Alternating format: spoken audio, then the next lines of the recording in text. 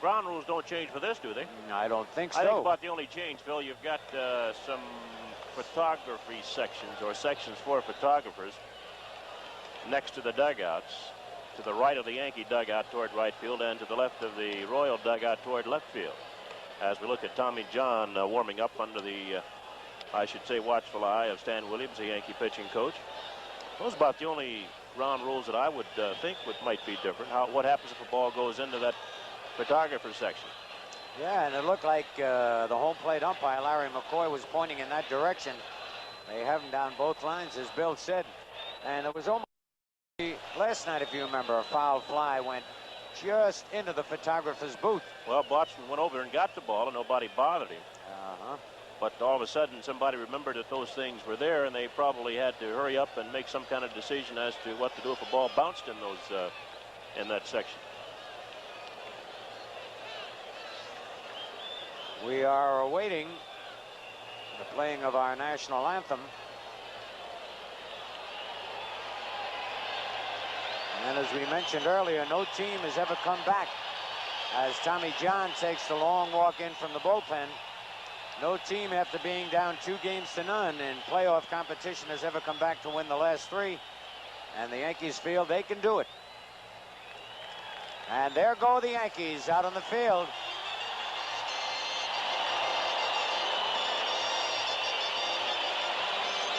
Yankees very happy for many reasons to get back to Yankee Stadium.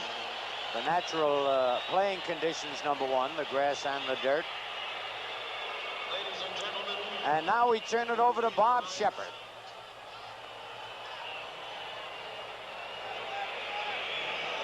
Ladies and gentlemen, we direct your attention now to the microphone near home plate. The presentation of colors by the U.S. Coast Guard and our national anthem sung by Robert Merrill.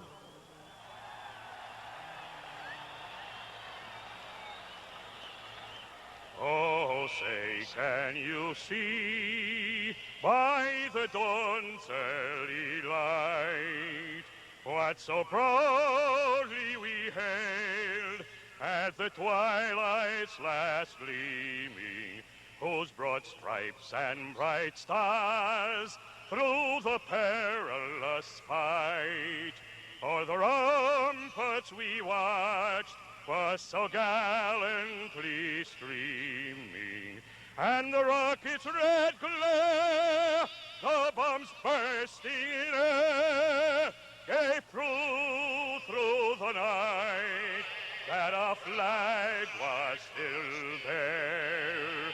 Oh, say does that star-spangled banner yet wave o'er the land of the free and the hope of the brave?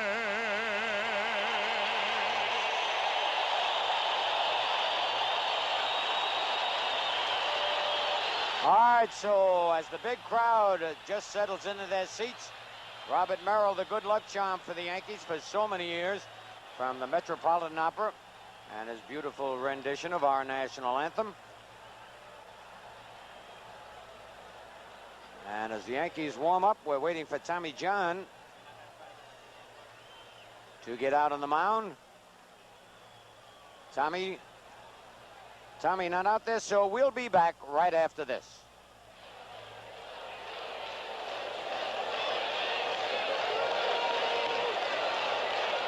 Skip through the Kansas City infield. I think that's one of the reasons the Yankees held John off, and they wanted to pitch him here instead of Kansas City. Well, this ball game is about ready to start. Here's Willie Wilson. Willie is 2 for 8 in the series so far, with 4 runs batted in.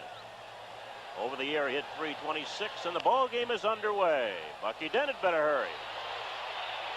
And they got him by a stride. 1 pitch, 1 out. I tell you, Bucky showed me something there, Bill. The ball was not hit that hard. He didn't panic, as we're looking at Bucky right now. Hey, a little quick step there, but this really, he's very deep Didn't hurry his throw, just put a lot on it, and they get the speedy Wilson. Easily. Now here's UL Washington, the shortstop. He's 2 for 7 in the series.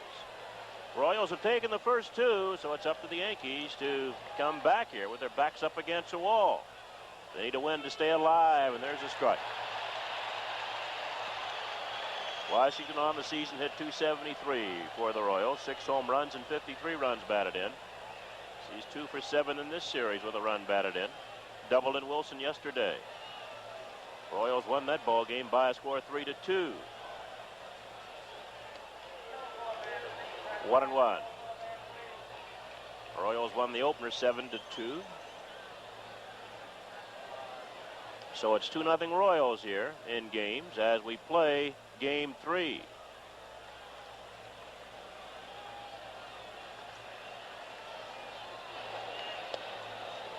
Two balls and a strike. See that Houston-Philly game? Houston beat the Phillies 1-0. 11 innings, yep. So the Astros go 2 wins, 1 loss against the Philadelphia Phillies. They'll go up a game, and the game next game will be played in Houston. That'll fall. Base hit for UL Washington. Big turn by Washington, but Brown's throwing the Randolph will chase him back to first base. So UL picks up his third base hit. He's now 3 for 8. And the batter is George Brett, the third baseman.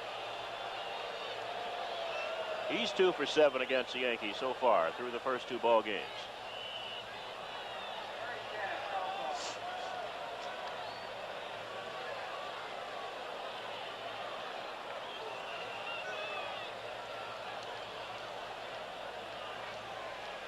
One of those 2 base hits, a home run, the other one a double. And John chases Washington back to first base. Royals have been successful 3 times attempting to steal. They've also been caught 3 times. As Brett takes the strike. Larry McCoy's the home plate umpire. Bill Haller's at first base. Ken Kaiser's at second and George Maloney at third. Steve Palermo is umpiring down the left field line and Joe Brinkman down the right field line.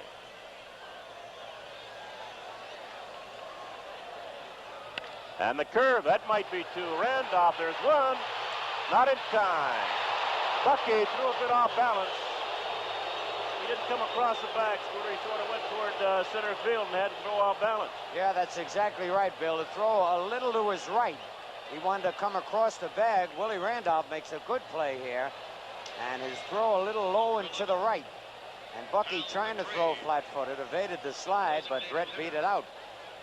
So Brett's on at first base, 2 outs, and here's Hal McRae. The Yankees have done an excellent job with McRae so far. He's 0 for 6. Been on twice, walked, and he's hit by a pitch.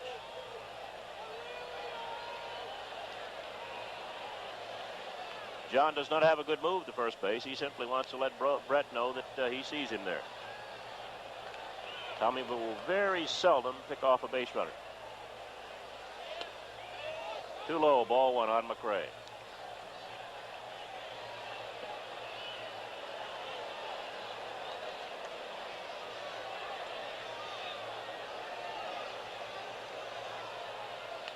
And it's 2 balls, no strikes.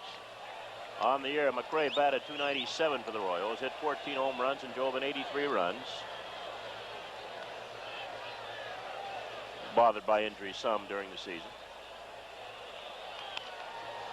And to right, Jackson is there and almost misjudged the ball. Jackson almost waited too long. No runs, a base hit, a man left on base. At the end of 1/2 inning of play, the Royals nothing, and the Yankees are coming up.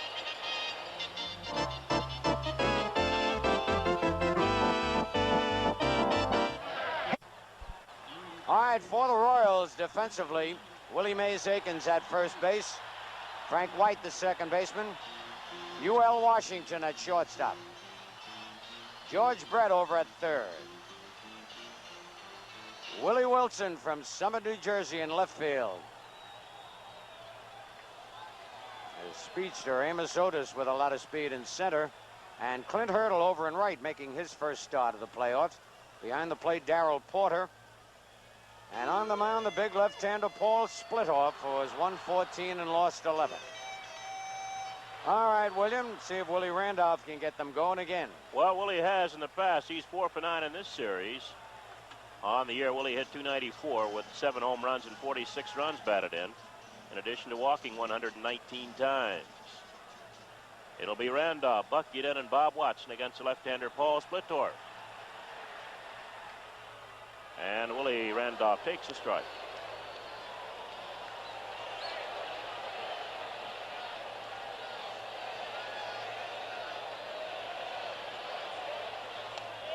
Looks like they're going to work Randolph inside. Seems strange seeing the Royal infielders playing this close, where back in Kansas City they play very deep on the artificial surface. It's 1 ball and 1 strike on Randolph.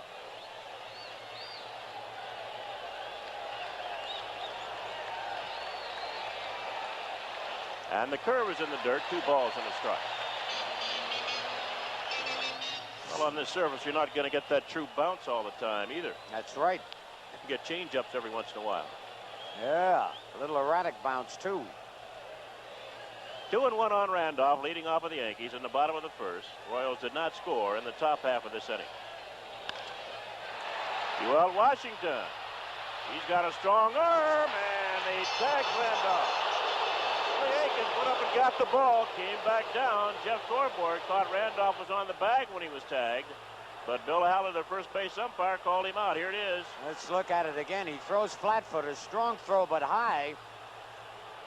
And, well, at angle. Hey, I think I agree with Thorborg. That he was safe. Let's look at it again from another angle. And Washington, again, the high throw. Yep. He tagged him high on the shoulder. It looked like his foot had hit the bag. Here's Bucky Dent. Bucky 2 for 7, skips away from a ball inside. 1 out, nobody on. Bottom of the first, no score in the ball game.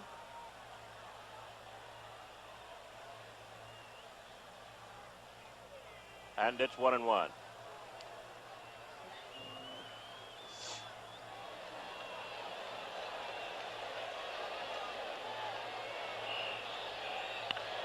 And that'll be foul, looking foul down the left side. That's Steve Palermo, who's umpiring down the left field foul line. 1 ball and 2 strikes on Dent. Well, coming into tonight's action, Scooter, you couldn't find much closer hitting. The Royals, as a team through the first 2 games, hit .262, and the Yankees .261. In fact, the Yankees out-hit the Royals 18-16, but the Royals won the first 2 games. 2-2 on Dent.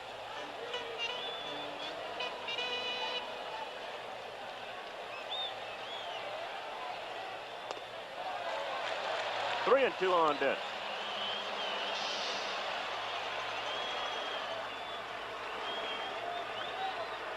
Yankees have scored just 4 runs so far through the first 2. Frank White at second. Short hops. 2 outs.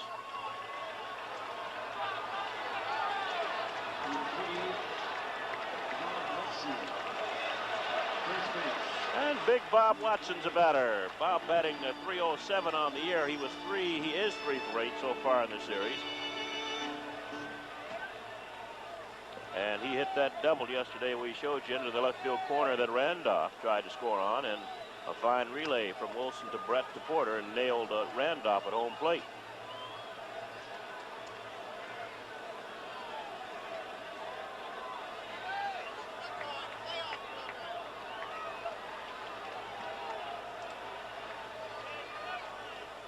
And the curve's a strike. On deck is Reggie Jackson.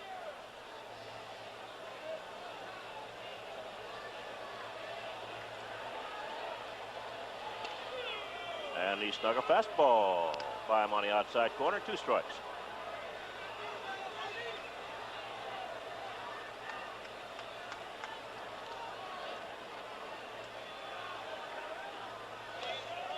One and 2 on Watson.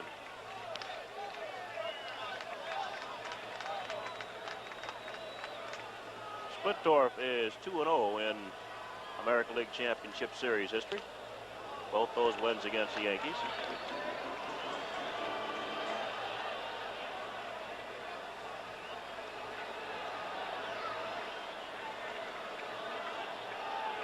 Beat the Yankees in game 2 in '76 and game 1 in '77. Base hit for Watson. And it'll go in the corner. Hurdle runs it down, but Watson will hold at second base with his 4th series hit.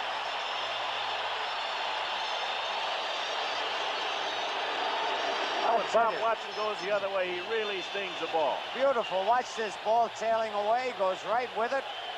And Hurdle misplayed this one. It really skips off the wet grass and is by it before he can get over there. And now Reggie Jackson with a chance to put the Yankees on top.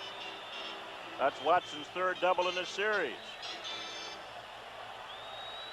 He has 3 doubles and a single in 9 trips. Here's Reggie Jackson, 2 for 8. I think Reggie finally yesterday, Phil, decided to hit the ball where it was pitched. Yep, he had been trying to pull everything. And he didn't take that big cut at that one. Looks like he's trying to go to left field or up the middle. Reggie trying to get the run in. The Royals have pitched him away. Had a great year in 1978 in the playoff series against Kansas City. 462 for Jackson. 1 strike. And he couldn't check it. In fact, he got a piece of it. Yeah. Yep. No balls, 2 strikes. There's Watson down at second base, 2 outs. No score in the bottom of the 1st. With the count, no balls and 2 strikes on Jackson.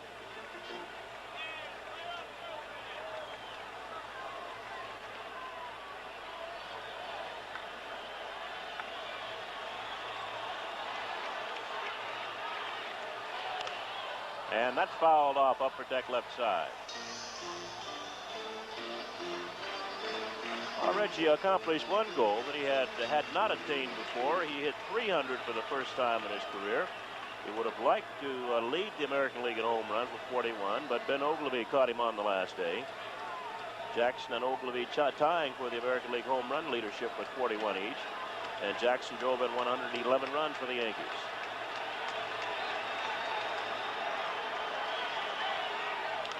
And once again, he goes the other way. Now, Reggie Jackson trying to hit home runs would have either popped that ball up or missed it completely. Yep. I like it when Reggie does that. Protects the outside part of the plate. I think the Yankees would like to get on the board first. And they've got Watson down at second base with 2 outs. The count, no balls, 2 strikes still on Reggie Jackson.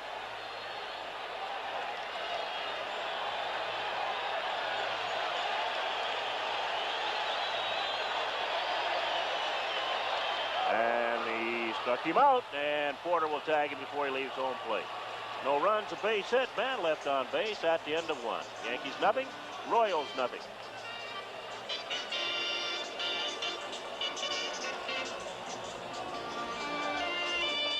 Celeste was... Well, no score at top of the 2nd. A reminder that this copyrighted telecast is presented by authority of the Yankees, and WPIX is intended solely for the private, non-commercial use of our audience. Any publication, reproduction, retransmission, or other use of the pictures, descriptions, and accounts of this game or any segment thereof without the express written consent of the Yankees is prohibited.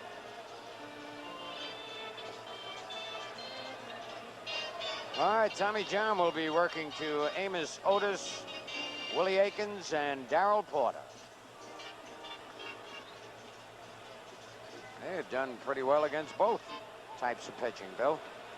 Well, they won it, didn't they? Yeah, sure did. I'm sure the Yankees would have comparable stats if they will be put up there.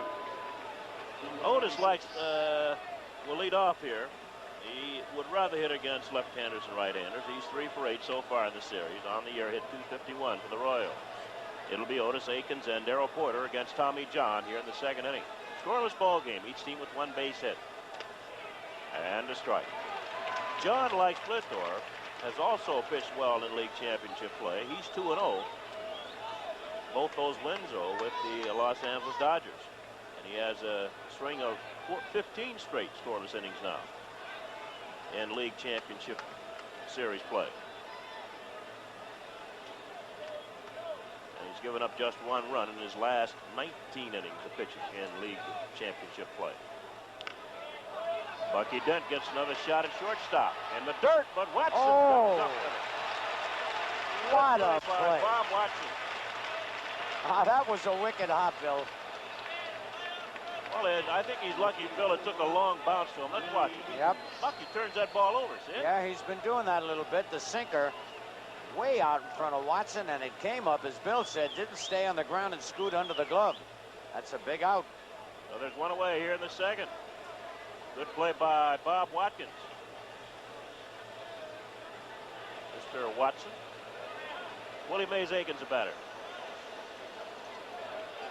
Aikens 1 for 7. That was a big hit. Beat Guidry. 2 RBIs after they walked a man to get to him. And he takes low, ball 1. Yankees suing the Royals, all left-handers. Guidry started the first game. Rudy May started yesterday. Tommy John here tonight. And it's 2 balls and no strikes on Aikens. Well, he guessed curveball yesterday on Rudy May and really ripped one to right field. And it's 2-1 on Aikens.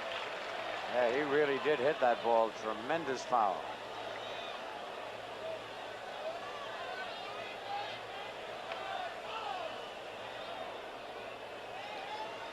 They just moved Bobby Bound more over towards direct center field. He was playing over in left center on Aikens. And it's 2-2.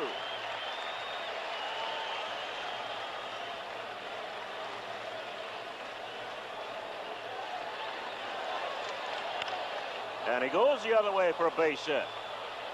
Pinella can cut him down. Wakens does not run well, and he'll have to hold at first base. Outstanding play by Pinella. Now, if that were in Kansas City, that ball would have been bouncing off the wall and at least a double for Aikens. Well, I don't know about Aikens now. Well, Willie, we laugh, but it's not. We shouldn't probably laugh because he has had some knee problems, but even before the knee problems, he couldn't run well. that's right. Darrell Porter, the batter. He's hitting .249 on the year, 7 home runs, 51 runs batted in, 1 for 7 in the series.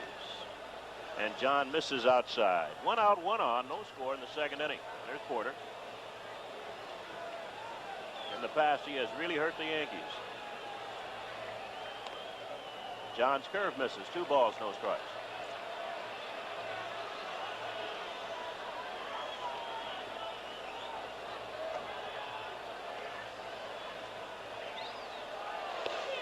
And it's 2-1.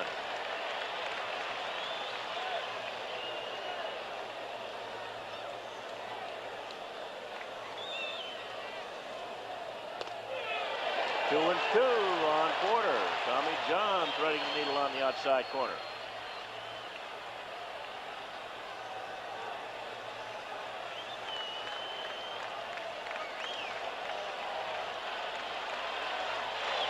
And the curveball just missed. John wanted it. 3 and 2 on Porter.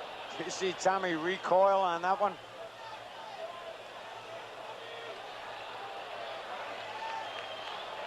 Let's see if they'll start Aikens on this 3-2 pitch with 1 away. He's going. And it's a foul ball. Foul ball off first base. No chance for Watson to recover. He was moving to his right as the pitch came in, and then he tried to jump back to his left. Man, this is close again to hitting that foul line. Really jerked on that one, almost fell down, and there you see Watson just miss it. And just foul. But still 3 and 2 on Porter. 1 away, and probably once again, Willie Aikens will be running from first base. Good chance for a DP if John can strike out Porter. And that's another foul ball. He'll get foul off first. Tommy better throw him a little breaking pitch here. That Porter's looking for that fastball, just pulling everything.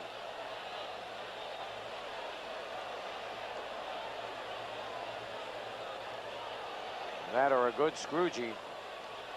Little change of speed. Aikens getting a sign from Gordon McKenzie, his third base coach, as he goes back to first. He'll be running again.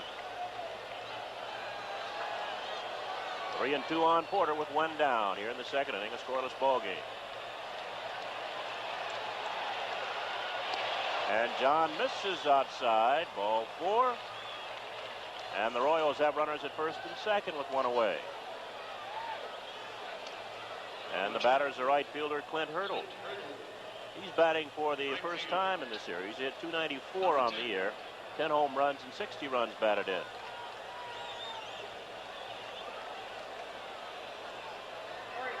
A little odd they would start Hurdle against the left-hander John when they had been playing Watson in right field. That might be 2. Dent Randolph, double play, 6-4-3.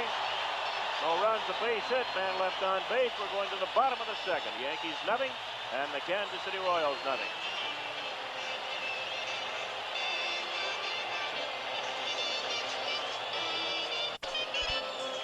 America's not. All right, scoreless ball game. We look at Dick Hauser pacing the Yankee dugout. And in the corner, it's Jim Fry. Jim Fry. Got the dark glasses on. Billy Connors is pitching coach with his hands on his hips. Hey, I told Don Connie, every time I mention a birthday or an anniversary or a wedding, we win. And Nancy Pope, Lev Pope's daughter, who is the president of Channel 11 WPIX, and Tommy O'Connell are getting married tomorrow. Congratulations. All right, Scooter, and taking high is Eric Soderholm leading off for the Yankees here in the second. Be a nice wedding present for them. Yep, nice win. Soderholm 1 for 4 in the series, and that'll be out of play. No chance for Porter. He'll give it a shot, though, but that'll be way back in the seats. On deck is Rick Cerrone. You see him there with Porter.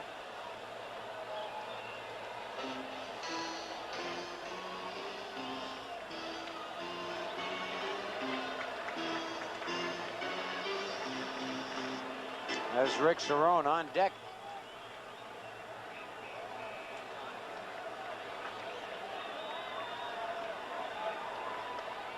Inside, 2 balls and a strike.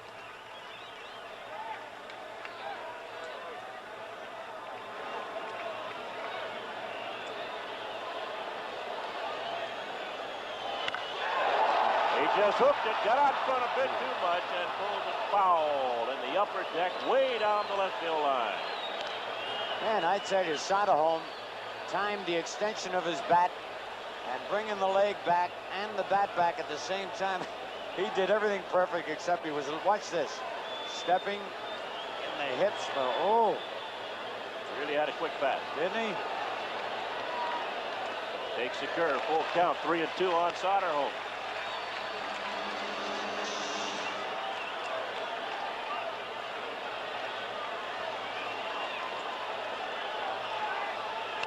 And he pops it up. Frank White, second baseman, calling. And there's 1 away. Soderholm let that ball get in just a little bit and got under it. 1 down here in the second inning. And Rick Cerrone is the batter. Cerrone 3 for 8 in the series.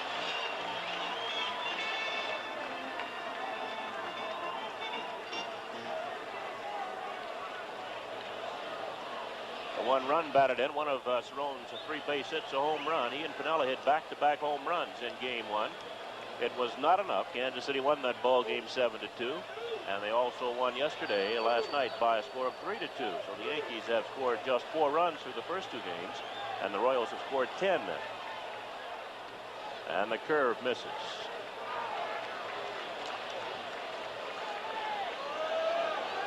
Yankees have 19 base hits in the series, and the Royals 18.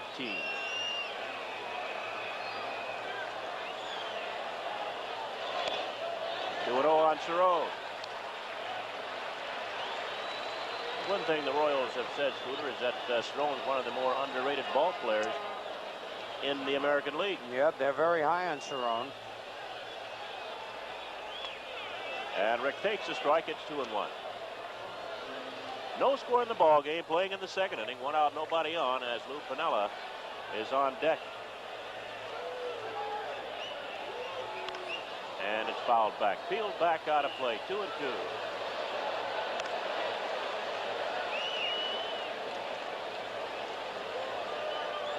Cerrone will have to get a lot of votes in this year's most valuable player race. No doubt about that. Got him with a breaking ball. Second strikeout for Splittorff. And there are 2 outs. With a curveball here on Cerrone. Good motion, too. It goes down and Rick way out in front. Oh, Splittorff has chalked up his second strikeout, and the batter now is Lou Piniella. Lou is 1 for 3. With a run batted in, that base hit a home run, hit it behind Cerrone.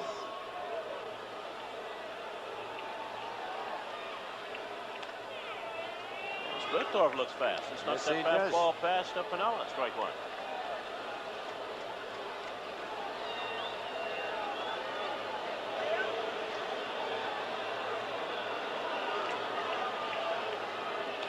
And misses. 1-1.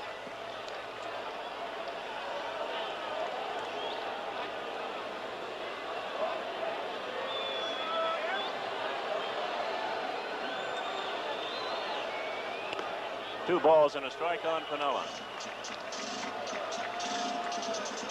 2 outs, nobody on base. Yankees and Royals, no score in the second inning.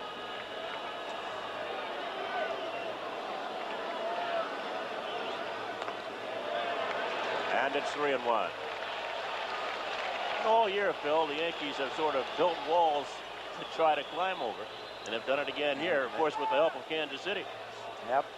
Royals have been tough through the first 2. Lou Piniella's yelling at Jim Fry over there. Lou would like to get something going. Attaboy, Lou.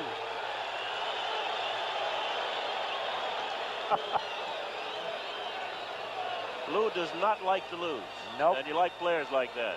He would do anything to try to ignite the Yankees. And it's ball 4. Piniella off. That's the first pass given up by Splittorff. Piniella's on at first base. There are 2 outs. That's only the 3rd walk given up by Kansas City pitchers in this series. The Yankees have given up 9 base on balls. Big difference. Yep. Aurelio Rodriguez, 1 for 4 in the series. There are 2 outs. Piniella's at first base.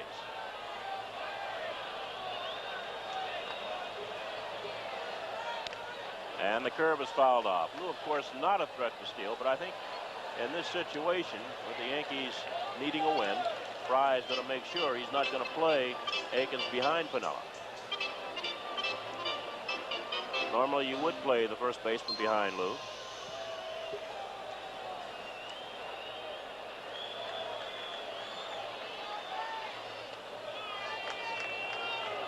Two strikes on Rodriguez.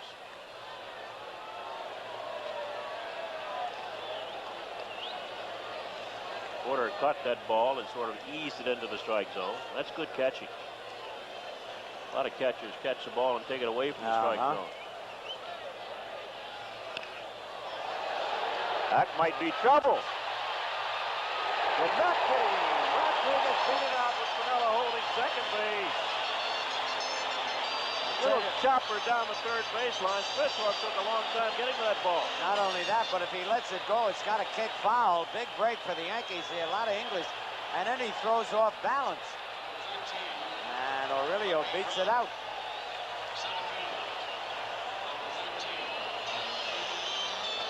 So the Yankee runners at first and second with 2 outs, and Bobby Brown will try to get the Yankees on the board first here in Game 3.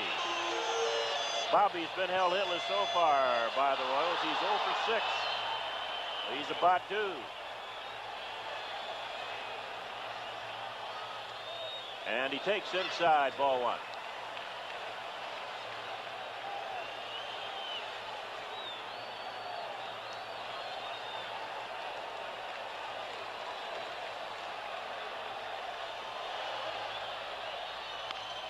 On the ground is short. Washington is there. Flips to White for the force on Rodriguez. That'll retire the side. No runs, a base hit. 2 men left at the end of 2. Yankees nothing and Kansas City nothing.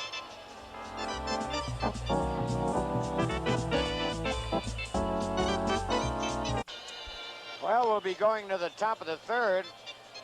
This game is starting like the National League playoff game with Philadelphia at Houston this afternoon. Went 11 innings, and Houston won it 1-0 on a triple by Joe Morgan in the bottom of the 11th, and then a sacrifice fly. So Houston surprising a lot of people. And I'll tell you one thing, Bill White, as we look at Yogi by the red phone, if the Phillies lose this playoff, they might lock the city up so they can't get back in. Those Phillies fans are just as fanatic as the old Dodger fans. And they've gone through a lot of grief, as you know. Yeah, last time the Phillies won, 1950. Yep. The old whiz kids. That's at least the last time they won a National League pennant. They lost to you guys that year, right? Yeah, 4 in a row. But they've had a couple of chances to win their divisional title. Well, they always bounce up against the Dodgers. Dodgers or Cincinnati, yep. Yep.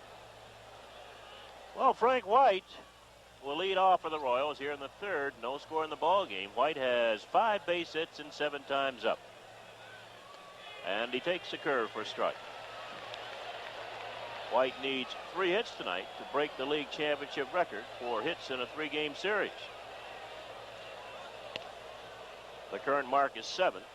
Brooks Robinson did it in 69 and 70 with Baltimore. Art Shamsky with the Mets in 69 did it, and Jay Johnstone in 1976 with the Phillies. They all got 7 hits in a 3-game series, and the count is 2 balls and a strike on Frank White.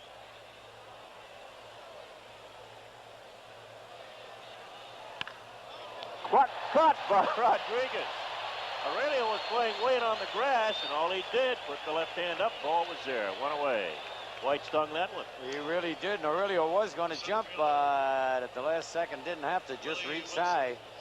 Well, it seems, Phil, in all series, you pay so much attention, in this case, to a Brett and a McRae, and maybe a Willie Wilson, you forget about a Frank White. Yep. Here's Wilson 0 for 1. Dent threw him out in the first inning. And he takes the strike. Wilson 2 for 9 now in the series. 1-1. The Royals have 2 switch hitters, Wilson and Washington. 4 left-handed batters, Brett, Akins, Porter, and Hurdle. Now Dent's really going to have to hurry. Makes the play. Holy cow. Now that was beautiful, Bill. Yep. Had he not started when he did and reached down and backhanded that ball before it hits the ground, and then the strong throw off balance. Watch Bucky. This was great instinct right there. Got it before the second bounce, and the off balance throw with plenty on it. Beautiful. Here it is again, another angle. I told Bucky he was going to have a busy night tonight, and he has. That's 5 chances already in the first 2 2/3 innings. And they're 2 outs. Yankees playing fine defensive baseball here at home. You are Washington, the batter. He singled to center field in the first. Was forced at second by Brett. And it's a ball high. It's always good to get back home. Oh, boy, everything feels better, tastes better, and looks better.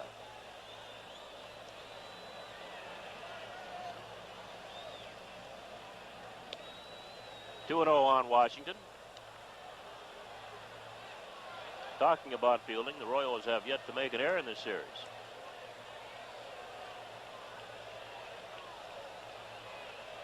One of the reasons they've won 2, lost none so far. Right back through the middle, and Willie Randolph should throw him out. Good stretch by Watson. Side retired. Put on 1-4-3. 3 up, 3 down at the end of 2.5. Yankees nothing. Royals nothing.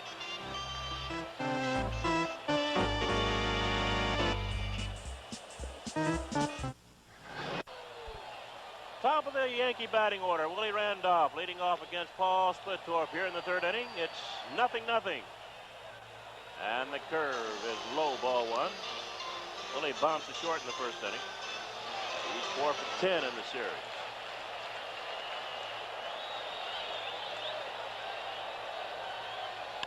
Back up the middle, base hit. Randolph picks up his 5th base hit. And he's joining the Royals' Frank White with 5 base hits. both fine second basemen. Well, Willie now has a shot at a record. Same record White has a shot at. He's at first base, nobody out. Bucky Dent's the batter. Bucky's been up once, bounced to second. That was the Yankees' third base hit off Flitorf. They've gotten at least one base hit through the first 3 innings. Watson doubled with 2 outs in the first. Rodriguez singled, an infield hit in the second inning. And Randolph leadoff single here in the third. Fouled back by Dent, strike 1. Bucky 2 for 8 in the series.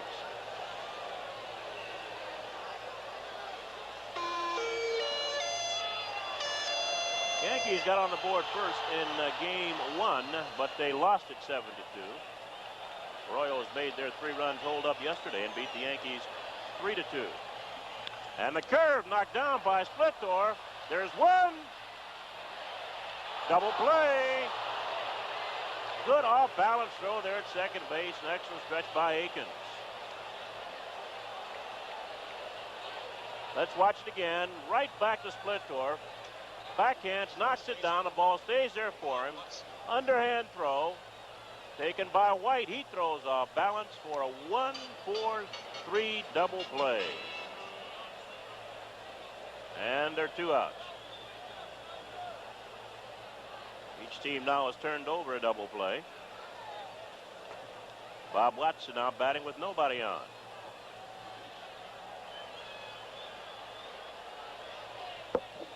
And the Royals continue to play flawlessly defensively. Strike 1.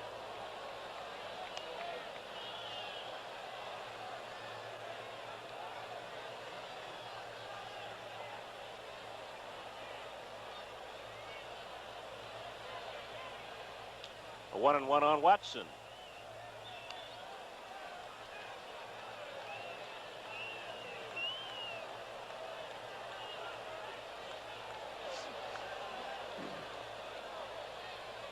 Curve bounced up the middle. Watson picks up his 5th series hit. And he's 2 for 2. Boy, that double play, a big one. Oh, big one. All right. Reggie's got to hit one here to really get the Yankees alive. He hits right down on this curveball. Yeah, that's why Watson gets a lot of base hits, Bill. Another guy might swing up on a curveball and pop it up. He gets that top hand over on it. Right. Watson, of course, not a threat to steal, and he'll be held there by Akins for some reason, as the Yankee fans want it done again. Looking back at 77 and 78, Jackson struck out in the first inning. One of 2 strikeouts chalked up by Paul Splittorf. And a strike. Pitching Reggie down so far tonight. Now they decide to play behind Watson at first base. Akins will move behind Watson.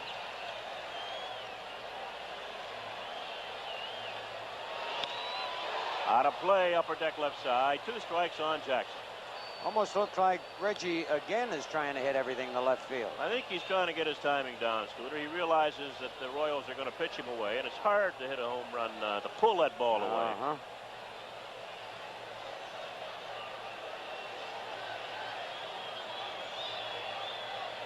Balk.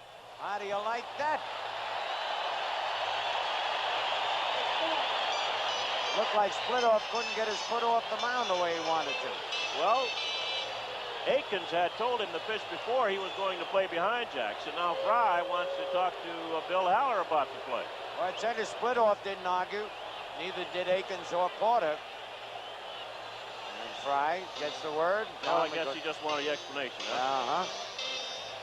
Let's look at it. He right started there. right there. Yep. Broke the arms just the least little bit. Well, he would have had to step off before he started that move. He did things backwards.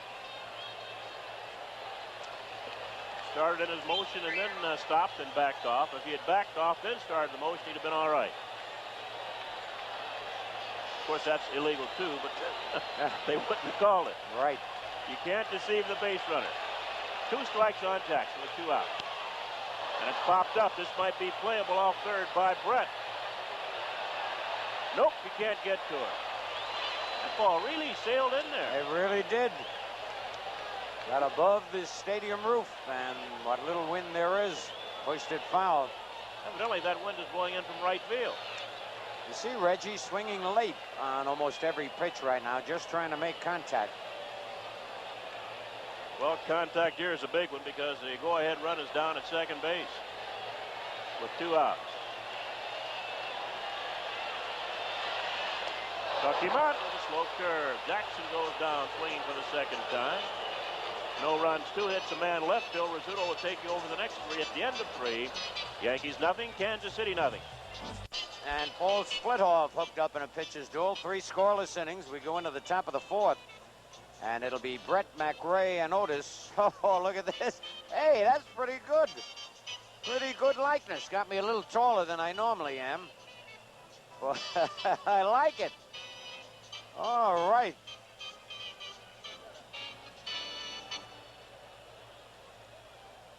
George Brett bounced into a force play his first time up.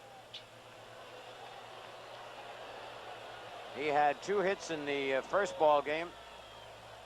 Did not have any in last night's ball game. 0 for 1 tonight.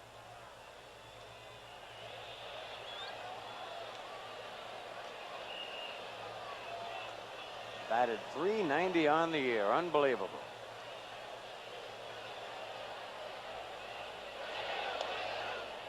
Just missed with the curveball 1. Brett's another hitter who gets that good rhythm when he's hitting well. Leaning into the pitch. And fouls it just below us, 1-1.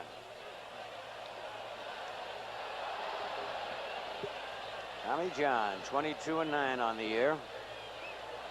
Still in the running for the Cy Young Award.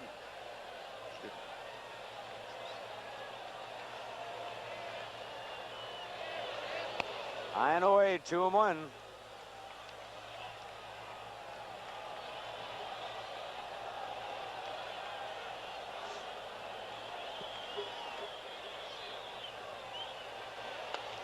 Out in front, he took a little bit off. Good motion by Tommy John. 2-2.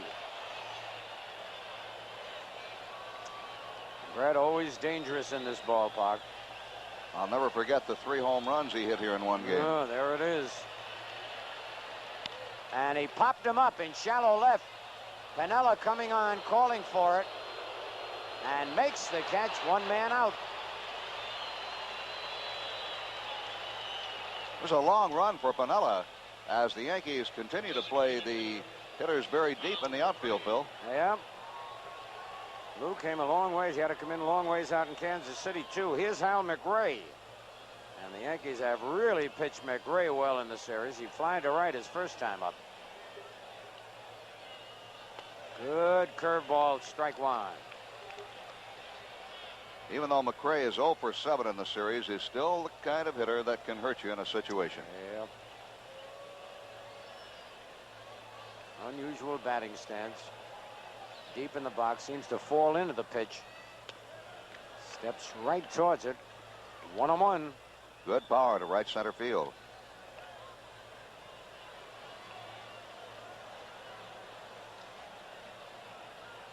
And lined up the middle as his first hit of the series. He hit a bullet to center field.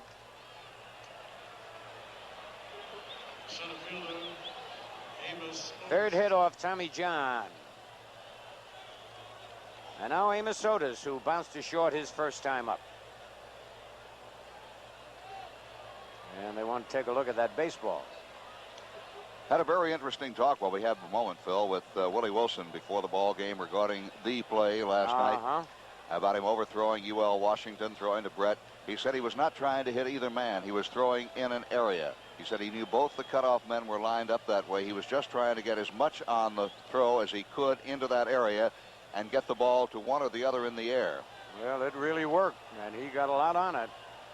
All right, Otis. But first, the throw to first, McRae back. Really not a pre-designed play. He said they just both line up.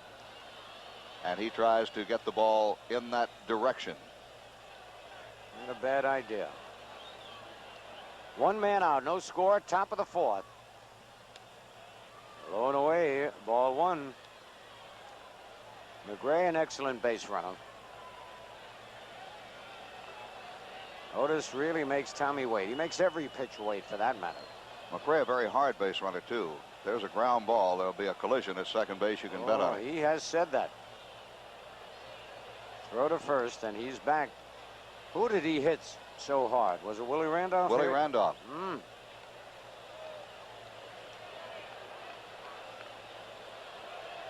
Randolph has reminded his teammates of that, too. Now, Otis, Tommy could have hurt his arm on that one. The umpire is not supposed to give time if the pitcher is in the act of delivering the ball. But they give the batter a lot of leeway. Sometimes too much. Right. And Tommy's making Otis wait. Let's see if Amos steps out again. Of course, the entire game is designed for the hitter. Take as much away from the pitcher as possible. Yep. Look out, right in and out of the Yankee dugout.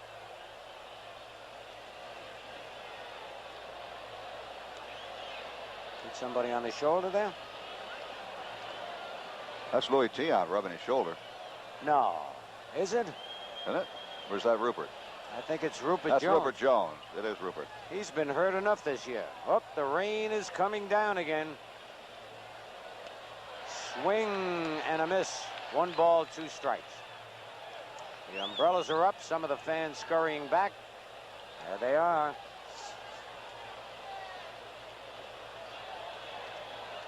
Had quite a bit of rain before the game started. Stopped just in time. No score, top of the 4th. Neither team able to take batting practice or infield. Though some of the Yankee early arrivals could have, but they elected not to, I'm told. And fly ball to right field. Jackson started in, goes back, makes the catch. And I tell you, Otis just hit that one hand and the ball really carried out to right field. 2 men out. Reggie. Here it is again. Jackson had already started in when the camera picked him up there on the replay. He got back in time to make the catch. Ball is carrying well, or at least that time. And of course, Tommy John, if you're going to hit him, you got to hit him the opposite way. Otis got a lot on it, you said, with just one hand on the bat. All right, here's Akins, who lined a single to left field. It was almost the duplicate of the pitch that Guidry had thrown him right in on his hands. He fought it off, hit it the opposite way. And you can see the rain coming down hard. Ball 1. And now Bob Watson, who has a lot of problems when it does rain. Remember, he had to take himself out of that 1 ball game, Frank. He did, because he could not see through his outside eyeglasses. Reggie Jackson also wears the outside glasses, but he can keep the bill of the cap pulled down lower. Because most of his plays, he's got to look up for the fly ball. Watson has to keep the cap back so he can see the throw come across and the ground ball. A little bit low. 2-0. And it's not going to be long before the umpires call a halt to this. Bill Haller wants to. He calls it. Bill Haller could not stand it anymore. He said, let's get the Toppling on. It's coming down too hard. And Larry McCoy. I imagine Haller would be the crew chief of this group, Frank. Well, he is the most veteran umpire in the American League. Usually, the plate umpire is the one who is in charge of the ball game and would make the call, but Bill Haller says that's enough. Let's get the Tarpaulin out. As Haller, Kaiser, and McCoy have a little chat. Well, we see Lee McPhail already down on the field, going into the walking on top of the Yankee dugout. And I imagine he'll go in and confer with the umpires. Tarpaulin is wet from the first rainfall, so it's not too easy to put down. They got the one at first base to second down very fast. The one from third to home having a little problem. Now they're going. You can see the mud on the Tarpaulin, how difficult the one at third base is to roll. They're going to need some help from the rest of the crew once they get their part down. So it looks like a long night at the stadium, Frank. Could very, very well be, and as long as the Yankees can come back and win this ball game, it doesn't matter how long, one and all of us stay here. Of course, if this game goes to Kansas City, we've all got a long, long vacation. Yeah, that's right. And it's too early to have a vacation. Yes, it really is. You know, I don't want to start my vacation till somewhere around the 22nd of October. Get the Yankees through this into the World Series. Of course, no team has ever come back after losing the first 2 games of a championship series. But there's always a first for everything. It's about time that precedent was broken. Well, the Yankees are confident. The rain falling around Tommy John. That's back a little ways just before they called the game. And I don't believe it'll bother Tommy John as much as it might Paul Splithoff a night like this. Well, Splithoff has had a problem with his back all season long. Right. Tommy has the back problem, though, that started in that ball game he pitched up in Cleveland. Yes, he does. That was probably one of the big reasons Tommy did not start the first game of this championship series out in Kansas City. Yeah, that and the fact of the artificial turf with all these ground balls that he throws. Well, Tommy maintains he'd rather pitch on the artificial No turf. kid. Yeah, It's hard to believe. He said go back and look at my record with the Dodgers against on the artificial surface. I'm sure the infielders aren't too happy, though, because they do get a lot of work. And they don't have quite as much time to get to that ball as they would on the grass and the dirt. Here at Yankee Stadium, in a moment or two, we'll be going to network news. Incidentally, the Houston Astros, if you had not heard, and it's not incidentally, it's just throwing it in here, won their ball game from Philadelphia in extra innings this afternoon, 1-0. But they lost a key player down there. Yes, Cesar Cedeno. And well, 32 minutes, really. They called time at 9:26. It is now 9:58 on the scoreboard clock here at Yankee Stadium, which incidentally, the scoreboard clock is the official clock in every ball game. We learned that from the umpires earlier this year when we were wondering if one umpire might not keep an official watch, and then we were told, nope, the scoreboard clock is the official clock so that everybody can see it. So Willie Aikens steps in against Tommy John. We're back to action. Top half of the 4th inning. No score in the ball game. 2 outs. And Hal McRae, the base runner, down at first. And we'll see if McRae might be running here on the first pitch to Aikens. Phil? All right, Frank, good observation. He doesn't go, and it's lined off the glove of Watson. And Randolph picks it up but cannot make a play. Bob Watson almost coming up with a spectacular catch. It's a base hit. Aikens wasted no time jumping on Tommy John's first pitch. So runners at first and second. There it is. Aikens figured John would throw a fastball perhaps on the first pitch after the long rain delay, and he hammered it off Watson's glove right there. Watson, had he not been holding McRae on, might have been able to catch that ball. A little more lateral leeway. Incidentally, Willie Wilson said that is why he has not been running when on first base in this series. He is making the first baseman hold him on to open up the right side of the infield for the men batting behind him. All right, unselfish play by Willie Wilson. Darrell Porter walked his first time up. The only walk issued by Tommy John. 2 out, 2 on, and no score here in the top of the 4th inning.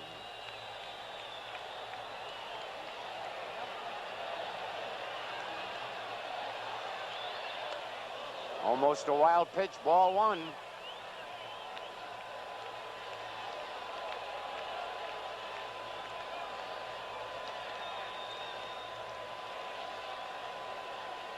There's that last pitch by Tommy. Way low, 1 hop by Cerrone. Low again, 2-0. Yankee pitching staff is a tough staff to catch. Tommy John with that sinker, especially tough to catch. Cerrone's done an excellent job all year handling him. Strike 1. Now that time Tommy came a little bit more overhand. He's been throwing, as you know, all year mostly sidearm. His ball moves more that way.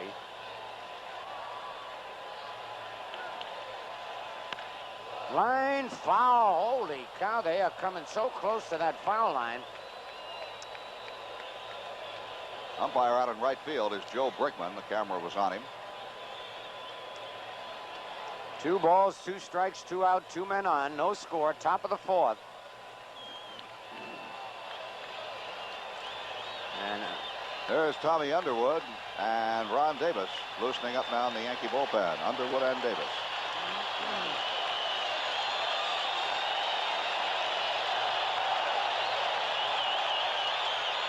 he hung the curve way inside, 3-2. Now the runners will be going.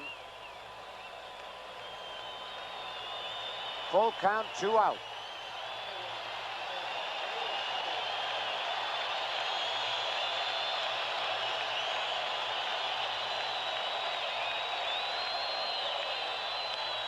And a fly ball to left. Piniella right there. Hartley has to move, makes the catch. And John gets out of the jam. No runs, 2 hits, no errors, 2 men left. At the end of 3.5, Royals nothing and the Yankees nothing. We go to the bottom half of the 4th inning here at Yankee Stadium. It'll be Eric Soderholm, Rick Cerone, and Lou Piniella, all right-hand hitters, coming up against left-hander Paul Splittorff. And we'll see if the rain delay affected Splittorff at all, Phil. Right, Frank. Of course, he'll get as much time as he needs to warm up. It's not like between innings where he gets just 8 pitches. Splittorff had sort of a tough luck season health-wise. He had back spasms. In fact, they came on him right here at Yankee Stadium when the Royals were in earlier this year. He missed several turns. Told me before the ball game, though, that he has felt good over the last part of the season. Splittorff has beaten the Yankees twice in postseason play. In regular season games, he has a career mark of 11-11. So overall, he has won 13 and lost 11 times to the New York Yankees. And the mark might be on the first batter here. Soderholm has a good career record against Splittorff. Earlier this year, Soderholm took Splittorff to the bridge, as they say, had a long home run off of him. Well, he just missed, Frank, prior to popping out in the 2nd inning. Remember that tremendous foul in the upper deck? Right, way back in the upper deck. He got around well on him. All right, Eric Soderholm. Take a look at Splittorff up close in slow motion. That move has had him an excellent career with the Kansas City Royals. And he pops one up to right field. Hurdle makes the catch. 1 man out. The outfield's going to be a little bit wet as we wait for Rick Cerone to come up, and the rain is starting again. And starting heavy. The umbrellas come up. Rick struck out his first time up. Splittorff threw him a beautiful off-speed breaking pitch. Well, we had excellent weather on Kansas City, and the Royals won 2 games. Maybe with the inclement weather here in New York, the Yankees can turn it around. All right. 1 out, nobody on. No score, bottom of the 4th. Ball 1.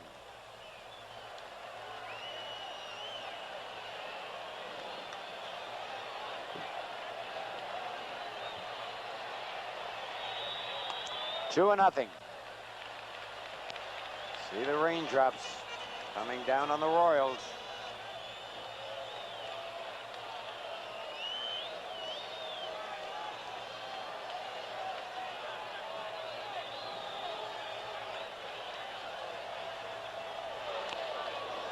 Foul tip. It's 1-1, rather 2 balls and a strike.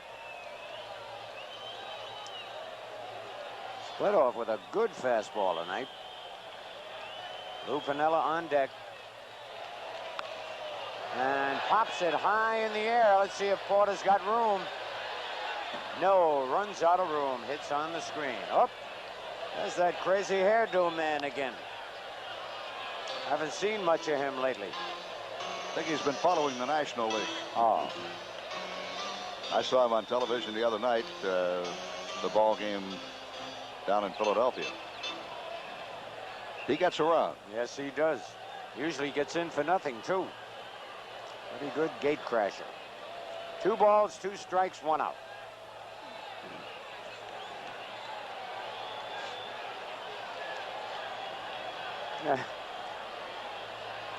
Well, that hair looks like it's alive, doesn't it? Yes, it does. And that time Rick almost waited long enough. That was a pitch he struck out on the first time up. Each team with 4 base hits. Neither team has made an error. Neither team has scored. Here in the bottom of the 4th inning. 1 out, nobody on.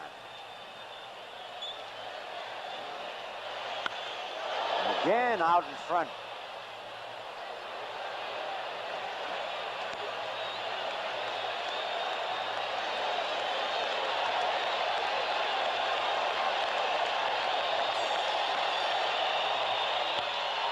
Center field, and Amos Otis makes the catch. Ball hit right on the nose. Line drive to Amos. 2 men out. And now Lou Piniella, who walked his first time up. That's the only walk in the ball game given up by Splitoff. Tommy John has walked 1.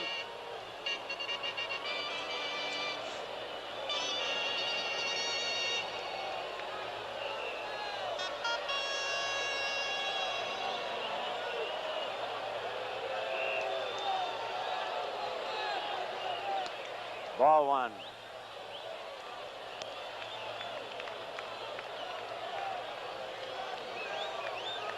Piniella 1 for 3 in the playoff series.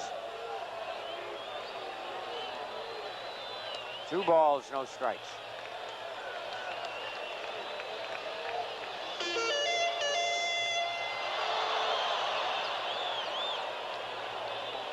And timeout, something thrown out on the field.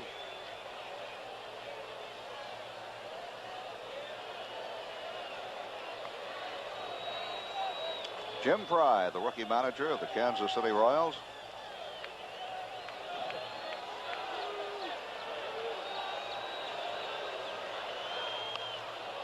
Foul back and out of play in the upper deck. 2 balls and a strike.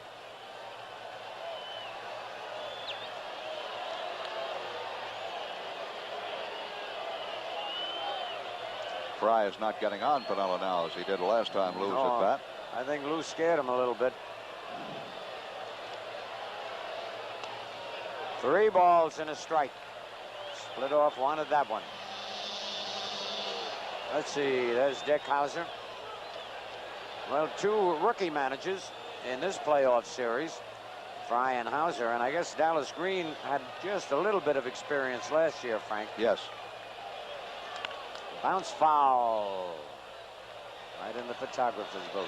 3-2. Of course, Bill Burton, a veteran manager of the Houston Astros, one-time Yankee manager, Tommy John, hoping that his teammates can get him at least 1 run to work with.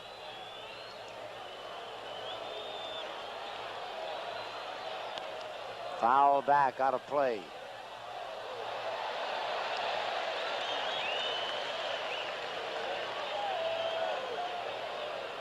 Don't you imagine Bill Burton is sort of rooting for the Yankees in this American League Championship Series? Wouldn't he love to come back?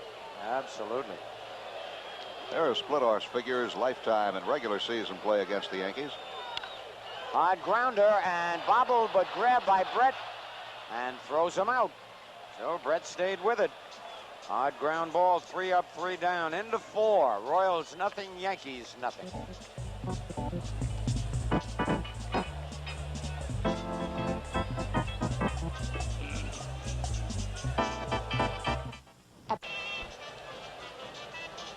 Well, the camera goes around the stands where the rain is still falling, not as hard as it was earlier in the ball game, and we're all set for the top half of the 5th inning. The KC Royals will have Clint Hurdle, Frank White, and Willie Wilson. That gentleman over there is very, very happy about something, probably his neighbor with a towel over his head. Who is that? That's John Schuerholz next to him, I believe, of the And Lee McPhail walked before across the Yankee dugout with a towel. Well, we'll check. Here's Clint Hurdle, who hit into a double play his first time up. Ball 1.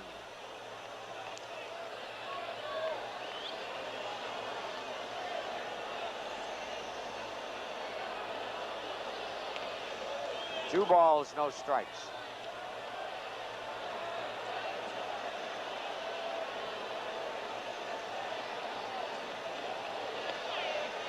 2-1. Score top of the 5th, 0-0. Strike 2. Tommy keeps hitting that outside corner against the left-handers.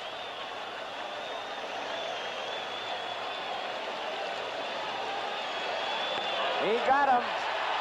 First strikeout for Tommy John.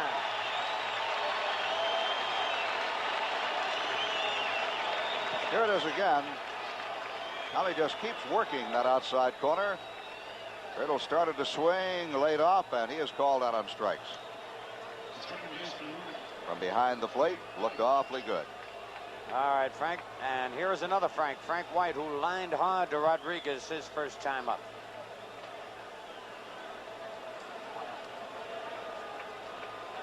Five hits so far on the championship series for Frank White. Bob Watson and Willie Randolph also have 5. Uh-oh, that's gone. It's a 1-0 ball game. Frank White has just hit one into the left field seats off Tommy John, and the Royals are out in front, 1-0. No doubt about that one, Frank. No doubt about it, and Frank White, I think, has a leg up on most valuable player of this championship series. They will officially name an MVP for the first time since the inception of championship series play in the American League in 1969. Right. Frank White's 6th hit, and it's going to go all the way. It looked like it hung up there for him. White was looking for it and drills it well back into the left field seats. A 1-0 Kansas City lead. All right, Willie Wilson bounced to short twice, takes the ball outside. Thrown out twice by Bucky Dent. What a great play by Bucky. See Rick wanting that ball down. Tommy's starting to get it high in the Kansas City bench. Hugging Frank White, and well, they should. When Frank gets his pitch, he can hit it out. He hit 7 home runs during the regular season. You don't think of him as a home run hitter, but he will hurt you with the long ball on occasion, and he has just hurt the Yankees. Lined up base hit for Willie Wilson. And Reggie bobbles the ball, but Wilson holds. Gets it in quickly. And we're going to get action in the Yankee bullpen quickly. Now we'll see how here it is again. That pitch away from him, and Wilson goes the opposite way with it. Line shot into right. We'll see how Wilson and Fry are going to play it now. Willie told me in the pregame show tonight that the reason he was not running, he was holding the first baseman at first base because UL Washington goes to the right side, and of course so does Brett. In the Yankee bullpen, the left-hander Tommy Underwood, the right-hander is Ron Davis. All right, I almost think Willie Wilson's got to try and steal a base here. As Tommy John exchanges baseballs. 1 out, 1-0. The Royals leading, top of the 5th. Watson holding the bag against Wilson.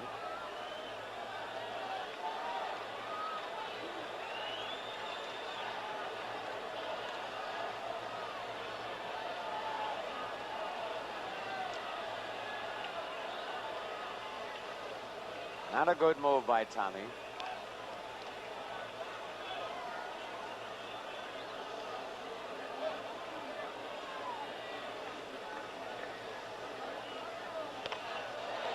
Swing and a miss. That time Wilson was moving back to first base as Tommy John delivered the pitch.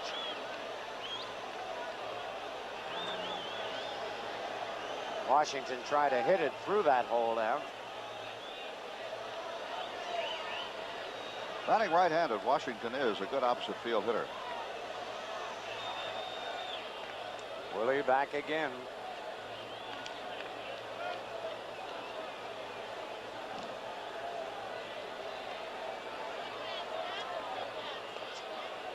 He was going to bunt, took it a little low, 1-1.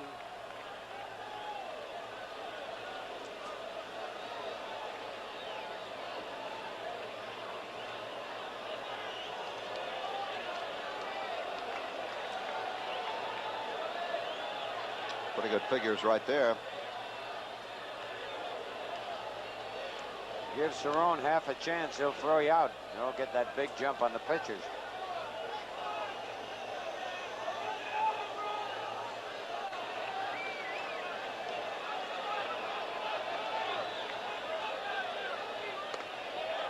Outside, 2-1.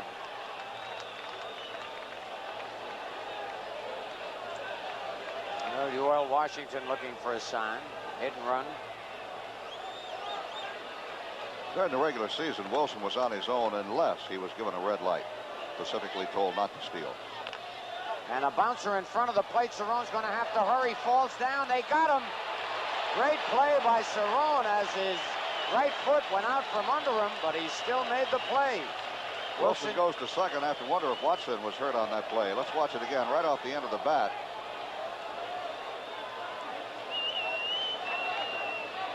From his knee, threw him out, and you see Watson was stepped on. Yep. UL Washington stepped on Bob Watson's left foot and spiked him on the foot. He was way inside that baseline, too. To step on Watson's foot. Because Bob just had the corner of the bag. But it looks like he's all right. Tying it up. Well, Watson played nearly all year with a broken finger on his left hand. So a spike wound isn't going to take him out. No way. One thing that's going to take Watson out is the raindrops on the glasses. Yep. He's going to dry him off again. There it is again. You can see him right down on the left foot. Gene Monahan, the Yankee trainer, hands Watson his glove. 2 men are out. And George Brett will be the batter. Wilson at second base. The Royals leading 1-0.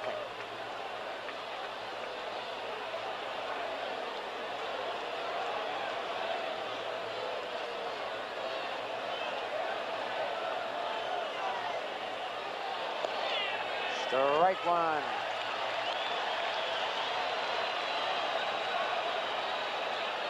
Big man for the Yankees to get out here. Get out of this inning with just 1 run. 1-1.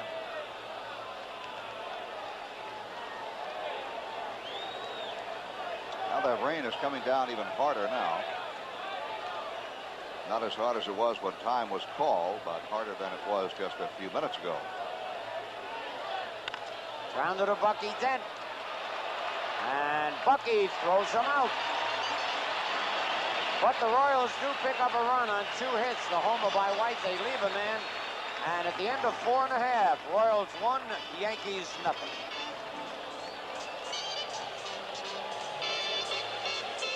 A lot.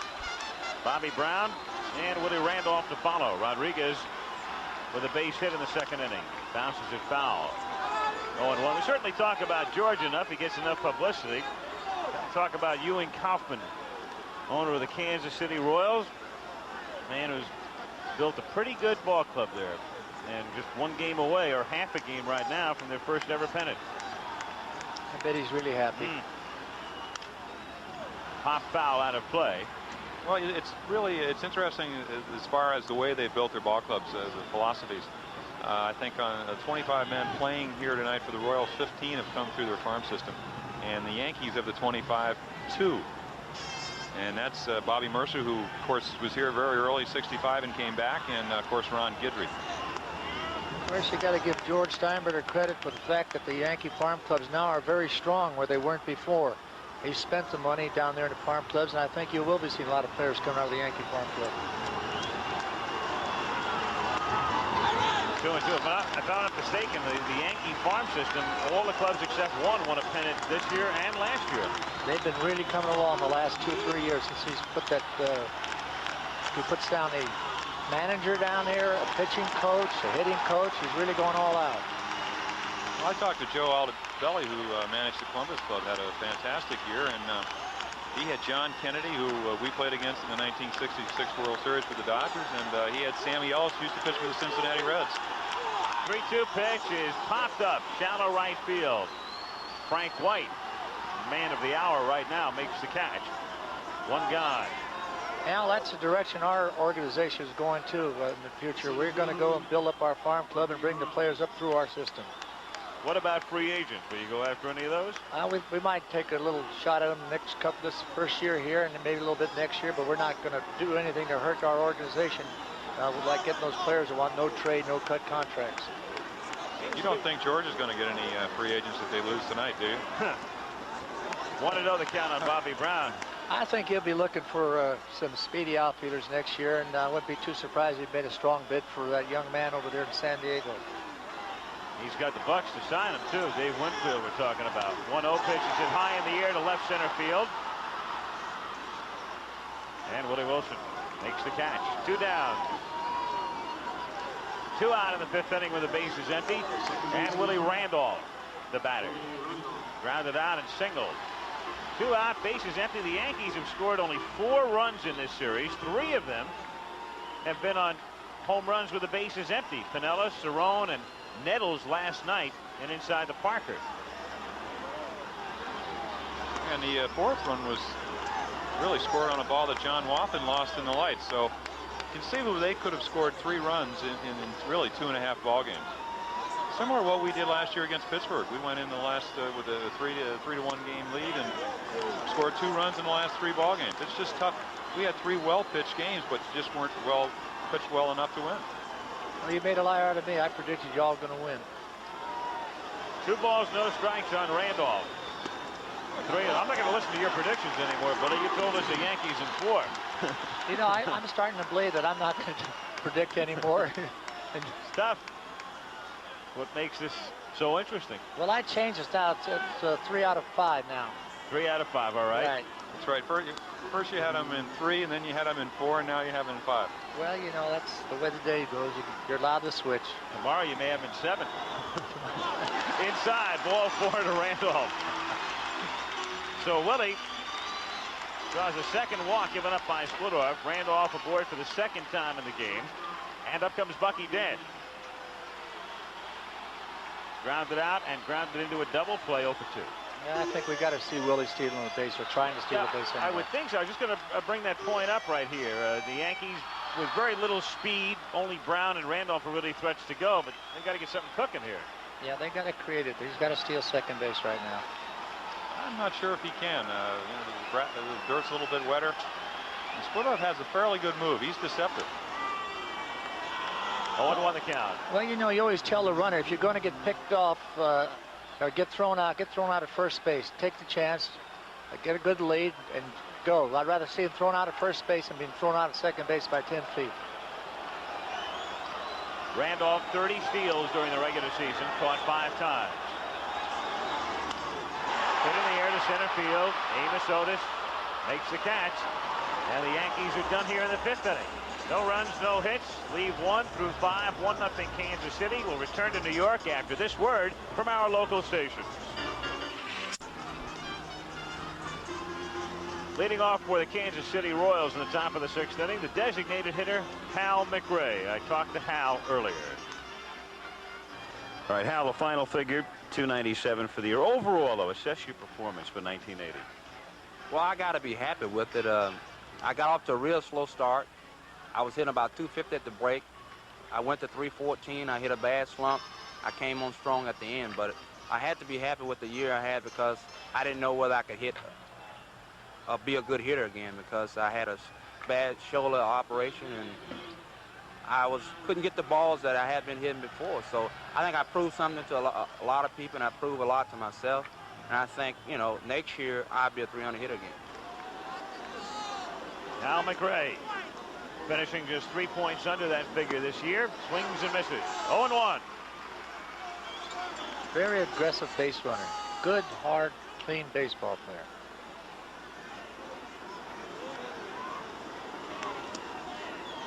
One ball, 1 strike to count.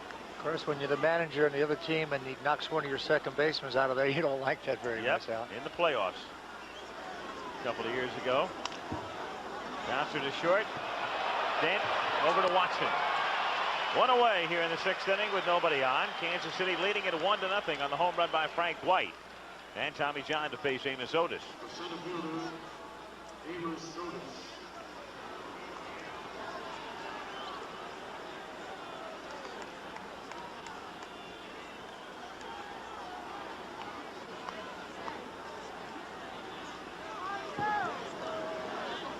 Amos Otis 3 for 10 in the playoffs.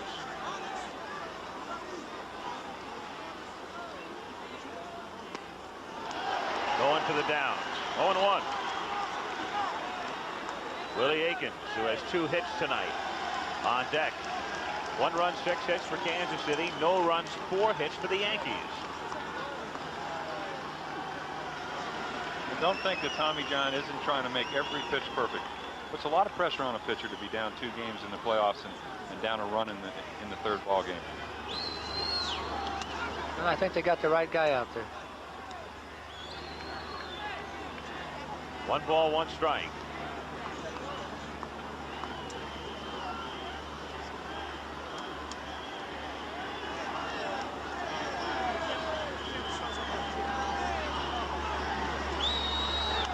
Tries to bunt his way on, and Cerrone makes the effort but has no play.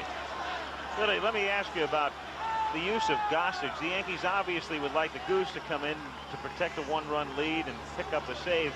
But now you're down. You've got your backs to the wall. If Tommy John runs into trouble, do you go to the Goose in this situation? I would think so, Al. I don't think they can wait any longer. I think they got to go out there and stop it right away.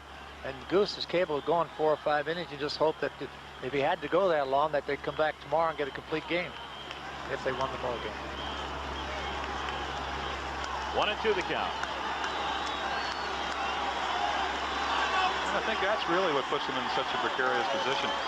But they have to use Gossage tonight. Louis Tima, scheduled pitcher tomorrow, is not a guy that you think is going to pitch a complete game. So the Yankees really have a tough road.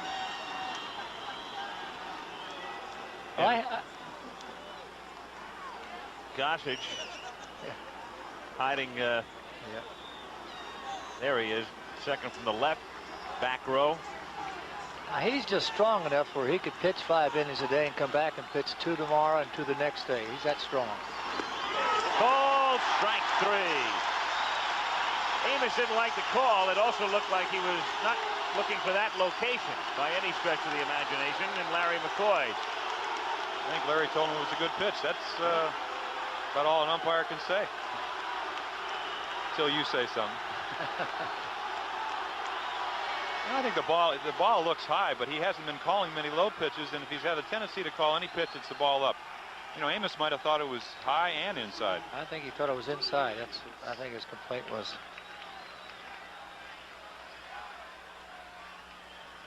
So 2 down with the bases empty, and Willie Aikens 2 for 2 with a couple of singles. 3 for 9 in the playoffs.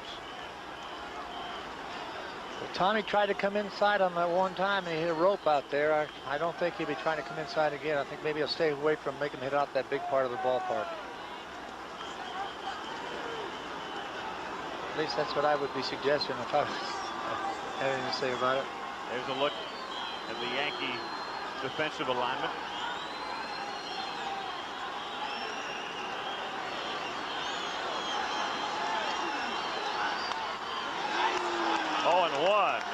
Willie goes down. That's what you call leaving your shoes.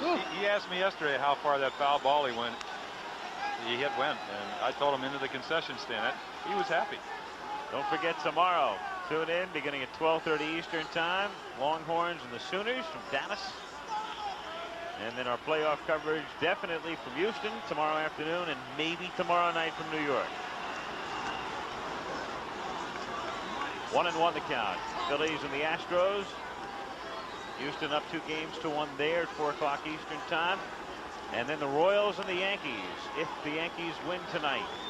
Tiant and Gale.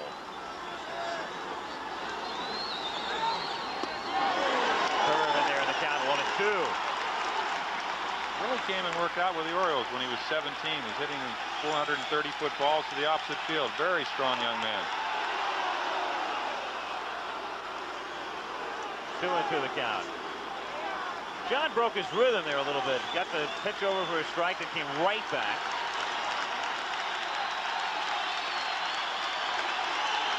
Now Ruthy again, and the 2-2 pitch is bounced to the right side. Randolph, great stab. Throws, pulls Watson off, and he can't make the tag. So Willie Randolph stopping it from going on through, but Aikens has his 3rd hit here.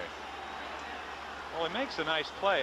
The thing I wonder is that it didn't look like Bob was really situated around the bag to go either way. And it looked like if he had shifted his feet, you'll probably see it right here, Now, if he's the other way on the other side of the bag, it's an easy play. He just kind of just assumed the ball would be on one side of the bag and really wasn't ready for a throw on either side. Absolutely correct, Jim. He positioned himself wrong and got caught in that old trap where you got your body crossed up there and he couldn't come back on the other side.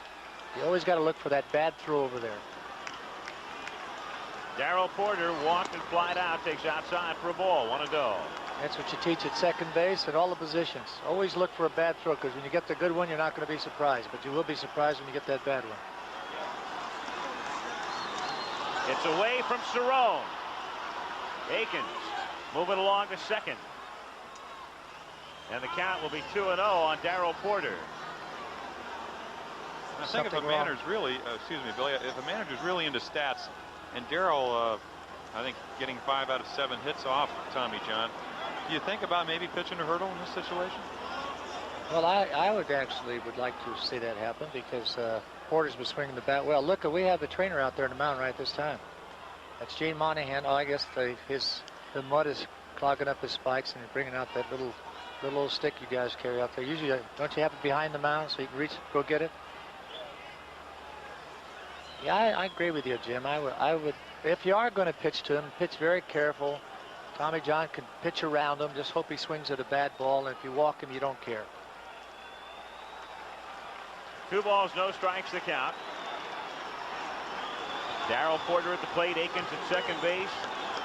2 gone, 6th inning, 1-0 Kansas City.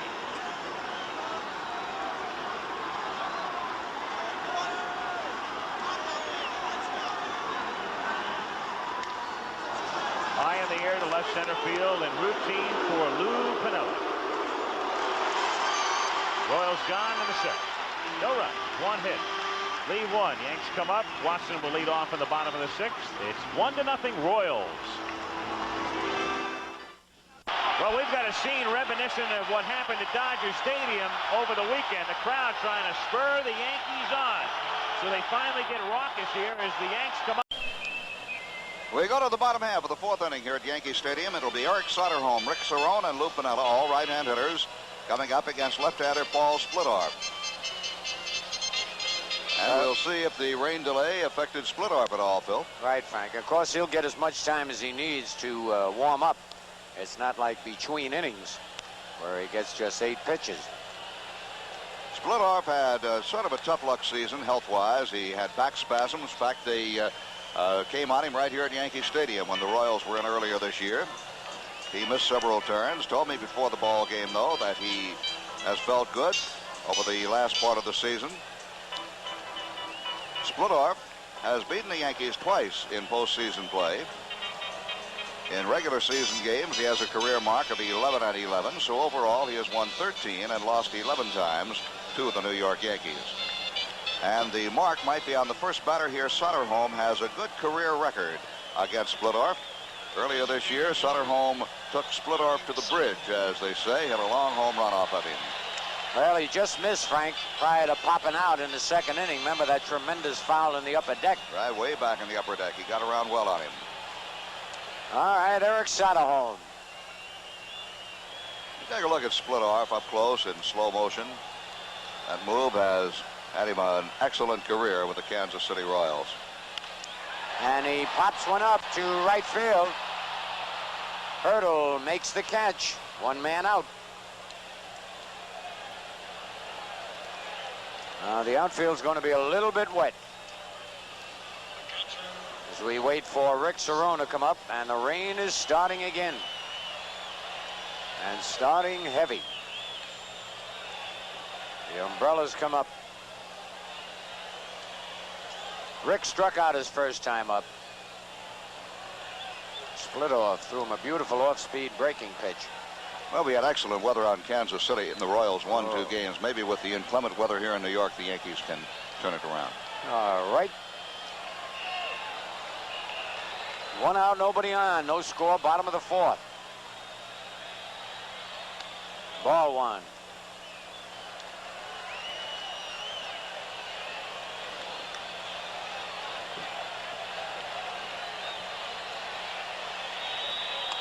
Two and nothing. See the raindrops coming down on the Royals.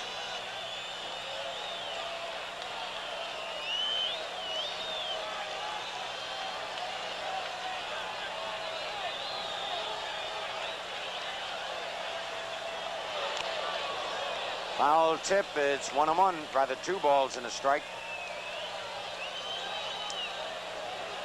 Split off with a good fastball tonight.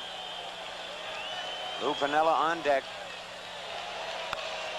And pops it high in the air. Let's see if Porter's got room. No, runs out of room. Hits on the screen. Oh, there's that crazy hairdo man again. Haven't seen much of him lately. I think he's been following the National League. Oh.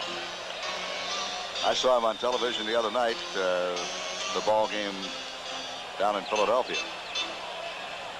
He gets around. Yes, he does. Usually gets in for nothing, too. Pretty good gate crasher. 2 balls, 2 strikes, 1 out.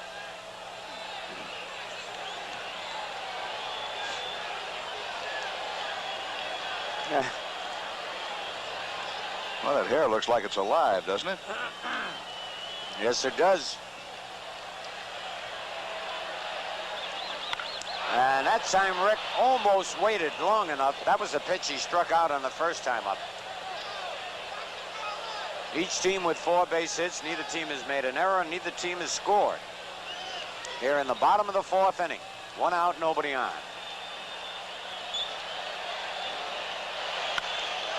Again out in front.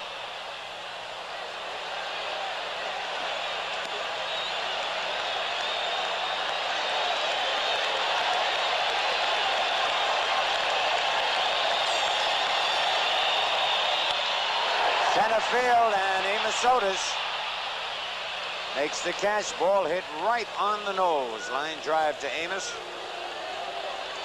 2 men out. And now Lou Piniella, who walked his first time up.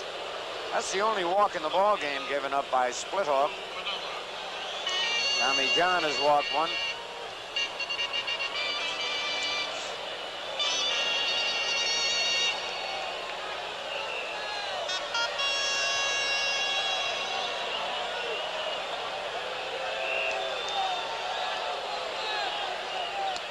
Ball 1.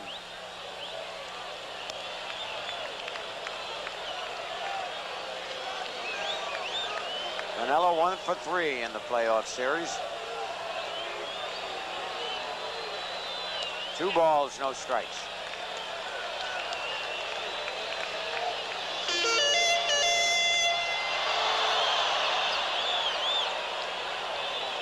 And timeout, something thrown out on the field.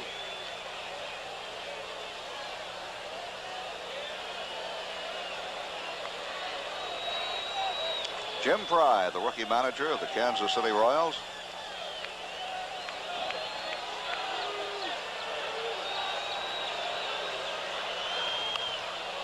Foul back and out of play in the upper deck.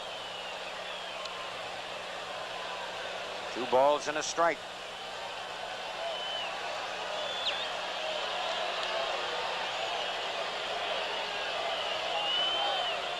Fry is not getting on Piniella now as he did last time Lou's at bat. I think Lou scared him a little bit. 3 balls and a strike.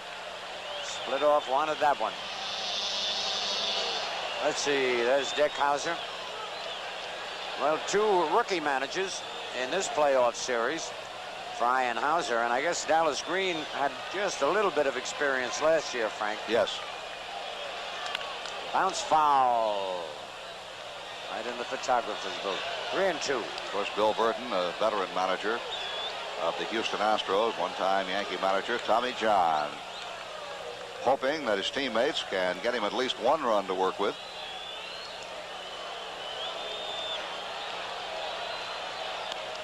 Foul back, out of play.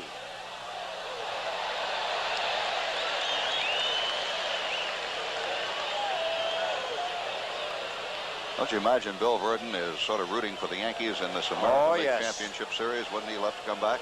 Absolutely. There are Splitoff's figures, lifetime and regular season play against the Yankees. Hard grounder and bobbled, but grabbed by Brett and throws him out. So Brett stayed with it. Hard ground ball, 3 up, 3 down, into 4. Royals nothing, Yankees nothing.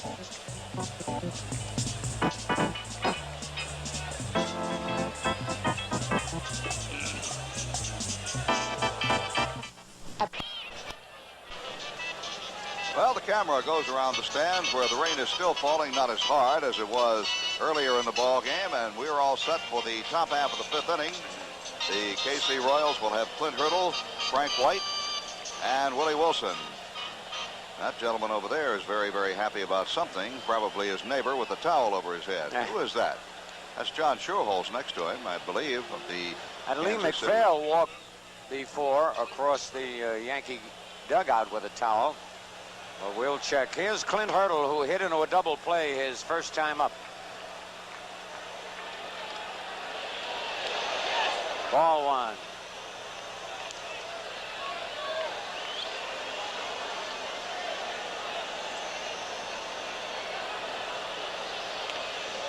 Two balls, no strikes.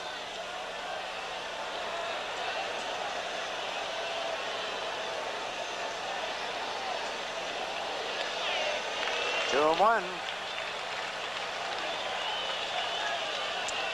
Score top of the 5th, 0-0. Strike 2. Tommy keeps hitting that outside corner against the left-handers.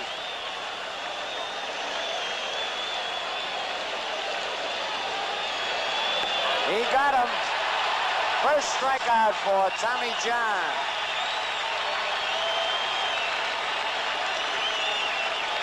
Here it is again. Tommy just keeps working that outside corner. Hurdle started to swing, laid off, and he is called out on strikes. From behind the plate, looked awfully good. All right, Frank. And here's another Frank White, who lined hard to Rodriguez his first time up.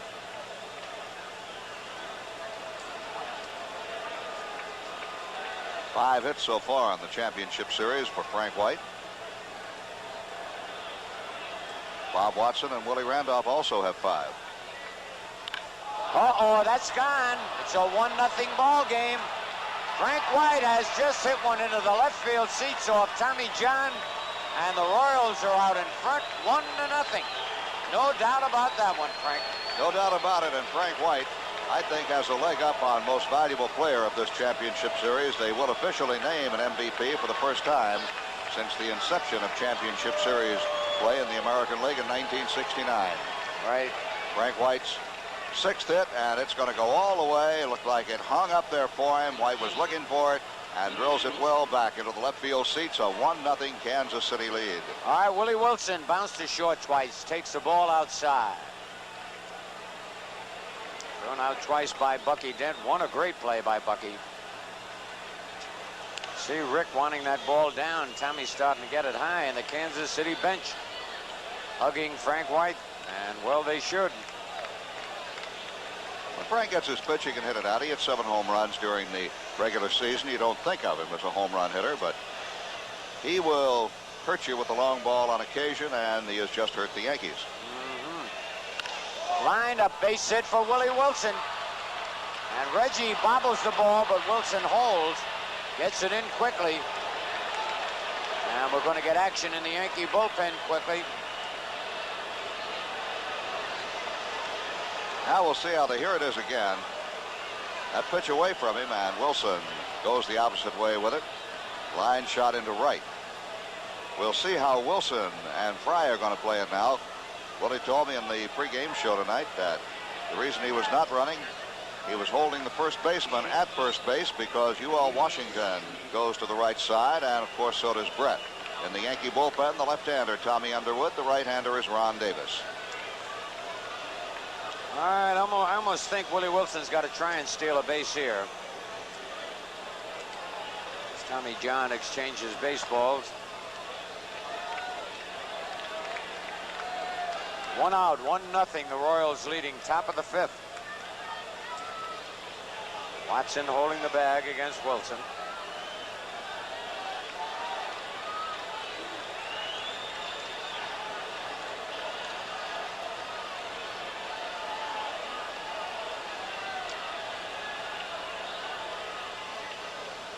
Not a good move by Tommy.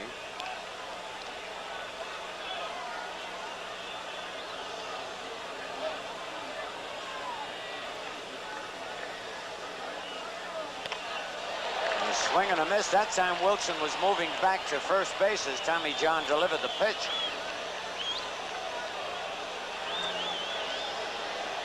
Washington tried to hit it through that hole there.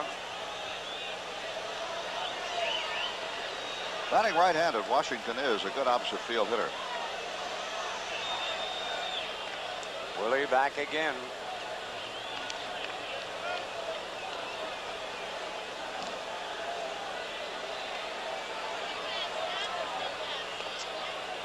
He was going to bunt, took it a little low, 1-1.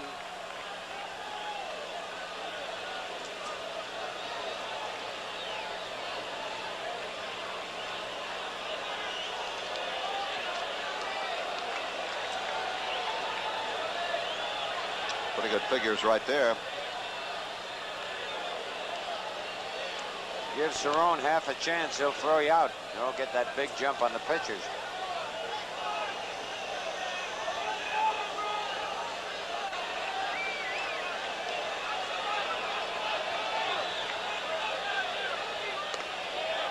Outside, 2-1.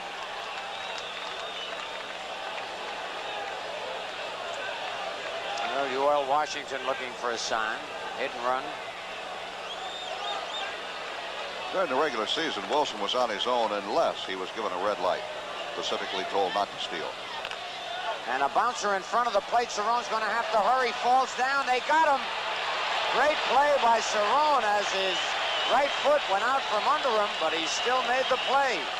Wilson goes to second. I have to wonder if Watson was hurt on that play. Let's watch it again right off the end of the bat.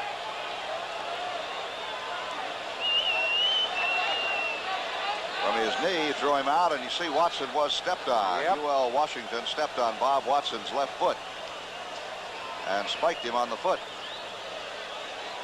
He was way inside that baseline, too, to step on Watson's foot. Plus, Bob just had the corner of the bag. But it looks like he's all right. Tying it up. Well, Watson played nearly all year with a broken finger on his left hand. So a spike wound isn't going to take him out. No way. One thing that's going to take Watson out is the raindrops on the glasses. Yep. He's going to dry him off again. There it is again. You can see him right down on the left foot. Gene Monahan, the Yankee trainer, hands Watson his glove. 2 men are out. And George Brett will be the batter. Wilson at second base. Royals leading 1-0.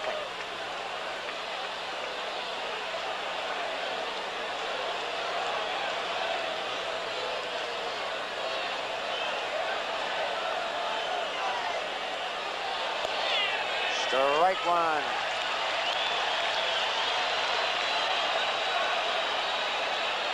Big man for the Yankees to get out here. Get out of this inning with just 1 run. 1-1.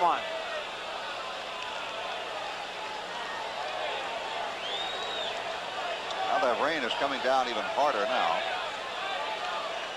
Not as hard as it was when time was called, but harder than it was just a few minutes ago. Grounded to Bucky Dent. And Bucky throws him out. But the Royals do pick up a run on 2 hits. The homer by White, they leave a man. And at the end of 4 1/2, Royals 1, Yankees 0.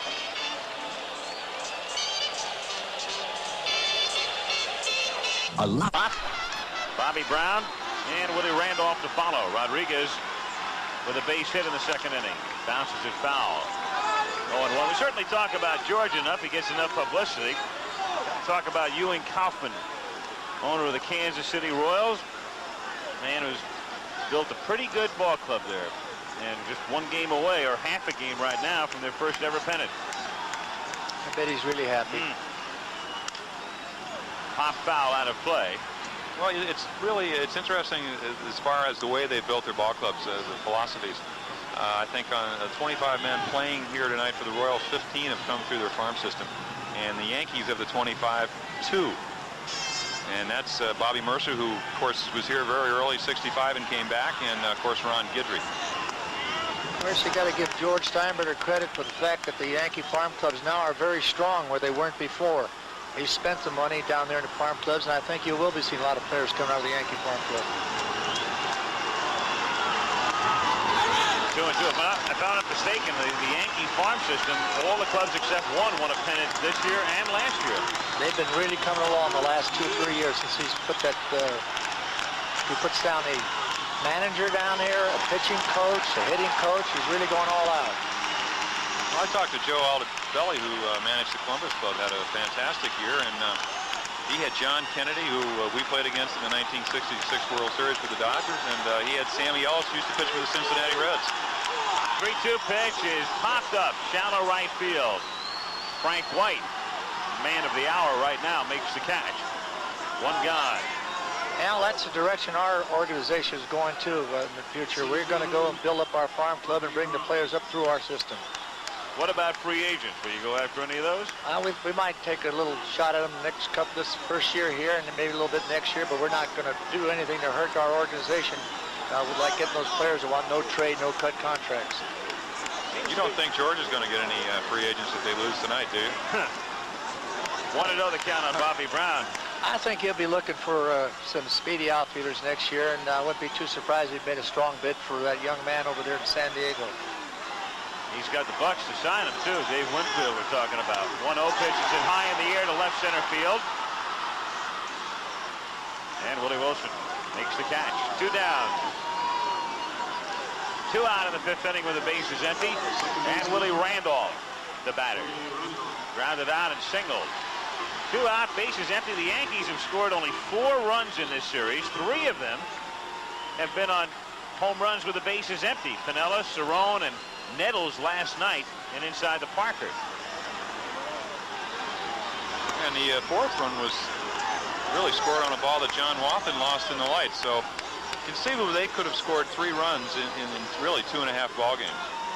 Similar to what we did last year against Pittsburgh. We went in the last with a 3-1 game lead and scored 2 runs in the last 3 ball games. It's just tough. We had 3 well-pitched games, but just weren't pitched well enough to win. Well, you made a liar out of me. I predicted y'all going to win. 2 balls, no strikes on Randolph.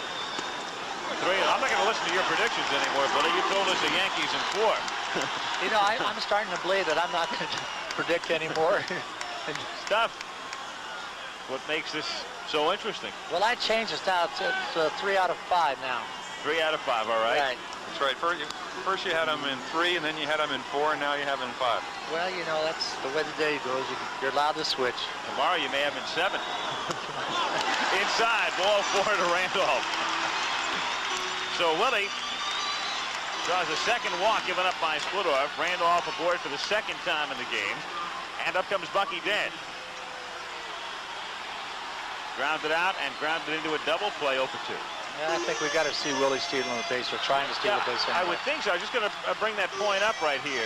The Yankees, with very little speed, only Brown and Randolph are really threats to go, but they've got to get something cooking here. Yeah, they got to create it. He's got to steal second base right now. I'm not sure if he can. The dirt's a little bit wetter. And Splittorff has a fairly good move. He's deceptive. 0-1 the count. Well, you know, you always tell the runner, if you're going to get picked off or get thrown out at first base. Take the chance, get a good lead, and go. I'd rather see him thrown out at first base than being thrown out at second base by 10 feet. Randolph, 30 steals during the regular season, caught 5 times. Hit in the air to center field. Amos Otis makes the catch, and the Yankees are done here in the 5th inning. No runs, no hits. Leave 1 through 5. 1-0 Kansas City. Will return to New York after this word from our local station. Leading off for the Kansas City Royals in the top of the 6th inning, the designated hitter, Hal McRae. I talked to Hal earlier. All right, Hal, the final figure, 297 for the year. Overall, though, assess your performance for 1980. Well, I got to be happy with it. I got off to a real slow start. I was hitting about 250 at the break. I went to 314. I hit a bad slump. I came on strong at the end, but I had to be happy with the year I had because I didn't know whether I could be a good hitter again because I had a bad shoulder operation and I couldn't get the balls that I had been hitting before. So I think I proved something to a lot of people, and I proved a lot to myself. And I think, you know, next year I'll be a 300 hitter again. Al McRae finishing just 3 points under that figure this year. Swings and misses. 0-1. Very aggressive base runner. Good, hard, clean baseball player.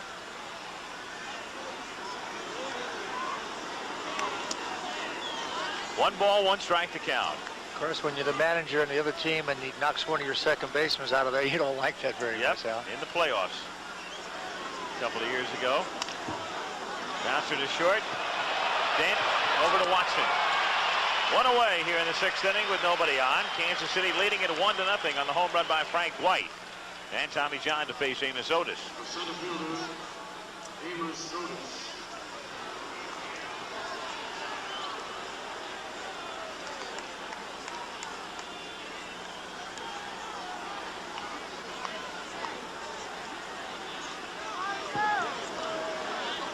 Amos Otis 3 for 10 in the playoffs.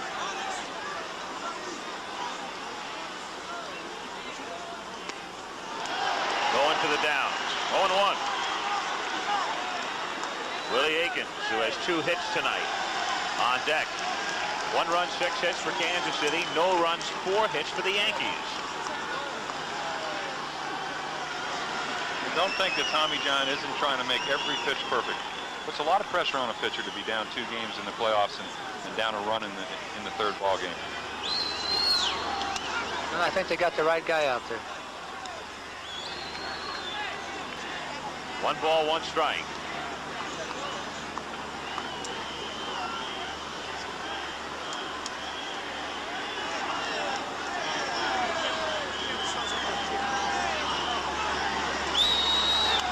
Tries to bunt his way on, and Cerrone makes the effort but has no play. Billy, let me ask you about the use of Gossage. The Yankees obviously would like the Goose to come in to protect a 1-run lead and pick up the save, but now you're down, you've got your backs to the wall. If Tommy John runs into trouble, do you go to the Goose in this situation? I would think so, Al. I don't think they can wait any longer. I think they got to go out there and stop it right away. And Goose is capable of going 4 or 5 innings. You just hope that if he had to go that long, that they'd come back tomorrow and get a complete game if they won the ball game. 1-2 the count. I think that's really what puts them in such a precarious position. If they have to use Gossage tonight, Louis Tiva, scheduled pitcher tomorrow, is not a guy that you think is going to pitch a complete game. So the Yankees really have a tough road.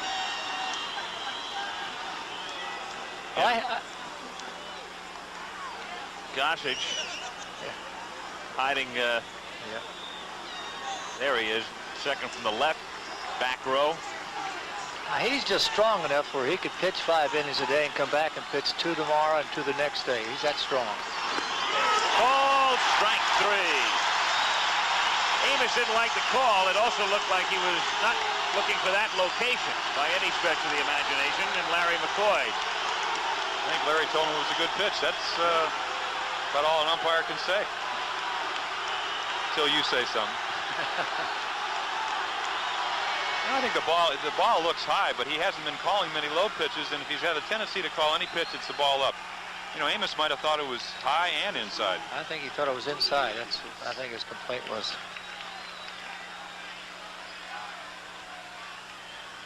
So 2 down with the bases empty, and Willie Aikens 2 for 2 with a couple of singles. 3 for 9 in the playoffs. Well, Tommy tried to come inside on that one time and he hit a rope out there. I don't think he'll be trying to come inside again. I think maybe he'll stay away from making him hit out that big part of the ballpark. At least that's what I would be suggesting if I was having anything to say about it. There's a look at the Yankee defensive alignment.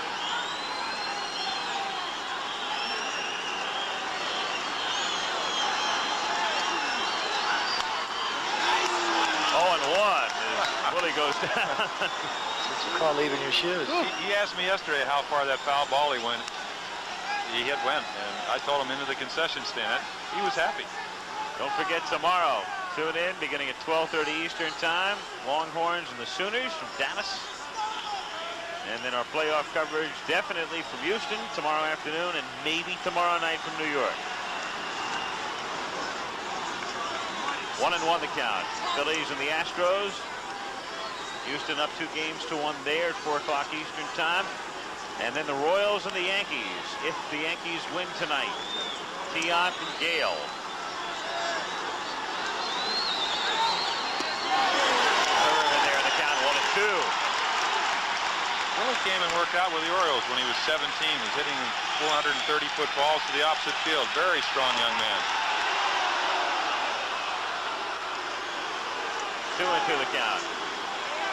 John broke his rhythm there a little bit. Got the pitch over for a strike that came right back.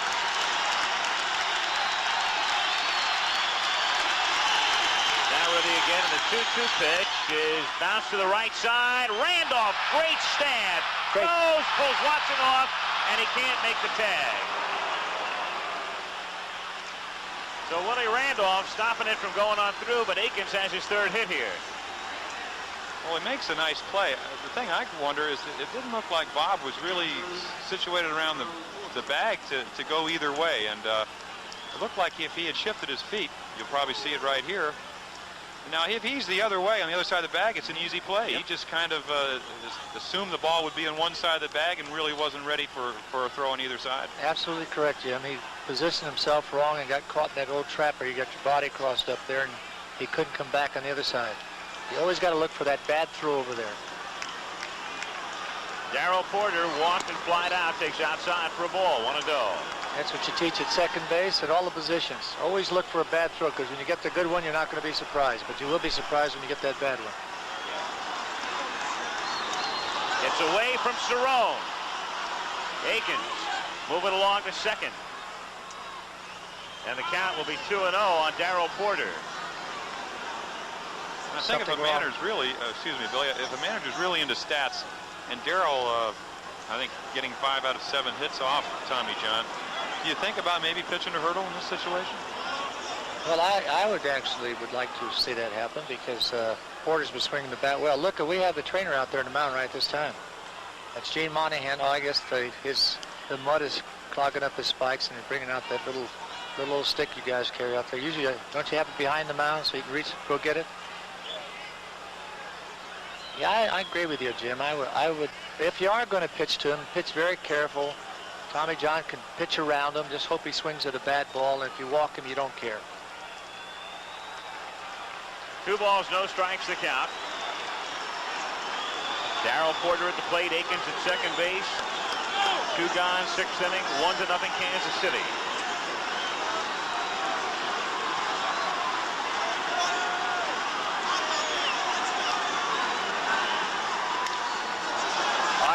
Left center field, and routine for Lou Piniella. Royals gone in the 6th. No run, 1 hit. Lead 1. Yanks come up. Watson will lead off in the bottom of the 6th. It's 1-0 Royals. Well, we've got a scene reminiscent of what happened at Dodger Stadium over the weekend. The crowd trying to spur the Yankees on. So they finally get raucous here as the Yanks come up in the bottom. And it looks like Spodark still has his good stuff, making good pitches. You don't really hear him because you really have a kind of like a tunnel between you and the catcher. 2-1. And then again, Steve Carlton went to cot in his ears, though. Well, I think everybody has a different degree of acuteness of concentration. 2-2. Didn't seem to bother him there. 2 balls, 1 strike. Came back with a curveball. Excellent pitch. Some guys get too excited and overswing. The 2-2 pitch to Watson. Line drive. Great catch by White. Frank White timing his jump perfectly and takes a base hit away from Watson, who is bidding for his 3rd hit of the game. Just a wonderful play. Super play. High fastball out over the plate. Really kind of gets in on him, I guess, and he just fights it off, and he hits it awfully good because he is a strong guy, and White going as high as he can go. I don't think he can get up there much higher. The crowd chanting Red G, Red G. 0 for 2, struck out twice. 0-1. There he is, Frank White. Home run tonight, that's the difference in the game. 6 hits in the series. Started the double play last night that ended the game.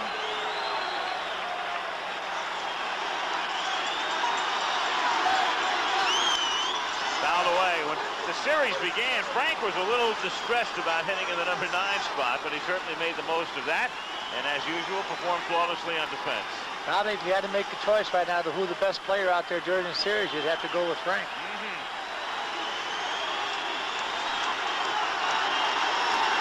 Reggie Jackson 2 for 10 in the playoffs. 0-2 pitch, fouled away.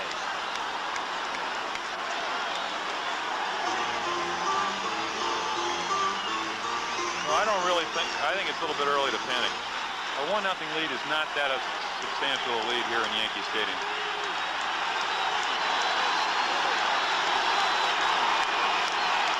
Jackson backing away.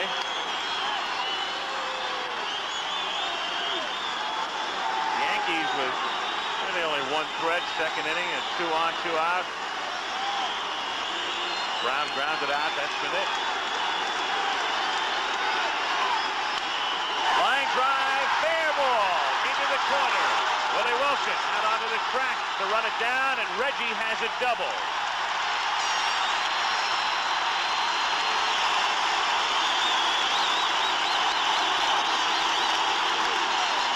Well, Reggie Jackson telling Bob Uecker during the rain delay, you need 1 guy to ignite the team, and he's going to provide the spark. There again, Al, he went with the pitch instead of trying to pull it and went right down the line with it. That's just tremendous, really. It's good hitting. That's what he said he was going to do. He just wasn't going to try to pull the ball because Reggie's really not a pull hitter. He has the capabilities of hitting the ball out in any part of the park. Jim Fry is going to go to the mound. Now the Royals have activity in their bullpen. Looks like Quisenberry. It is Quisenberry and also Rennie Martin.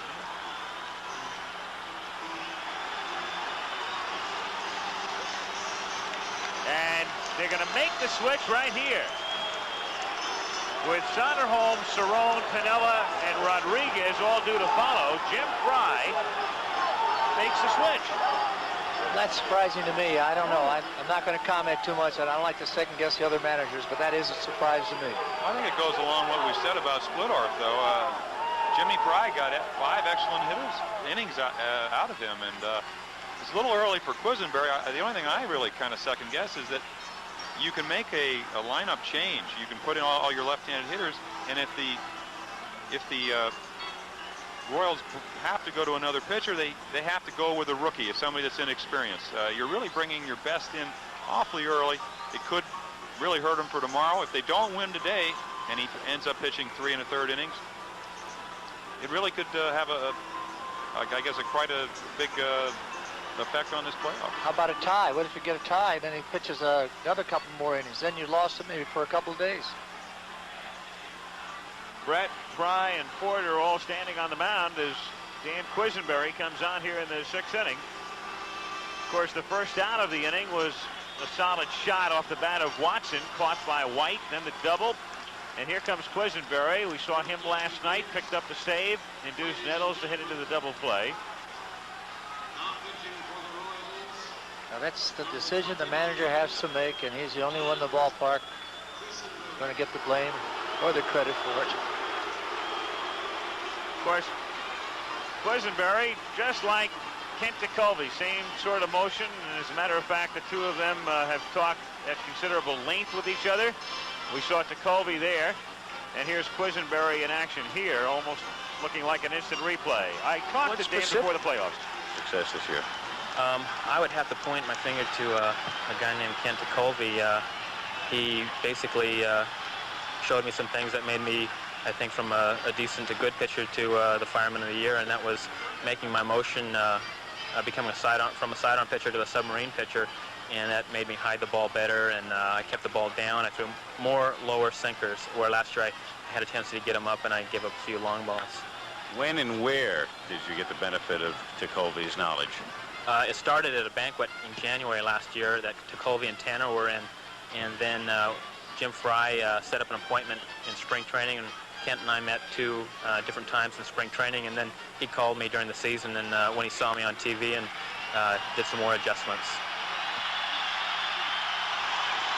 Dan Quisenberry, during that interview, I asked him if Kent had called him during the season, because Tekulve had some troubles down the stretch.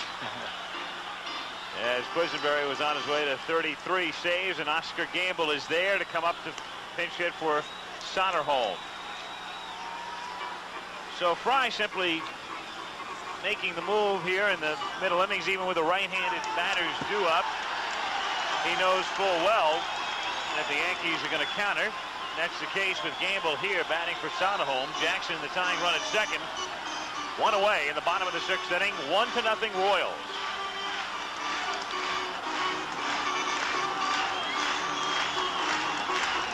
So the crowd having come to life in the sixth inning.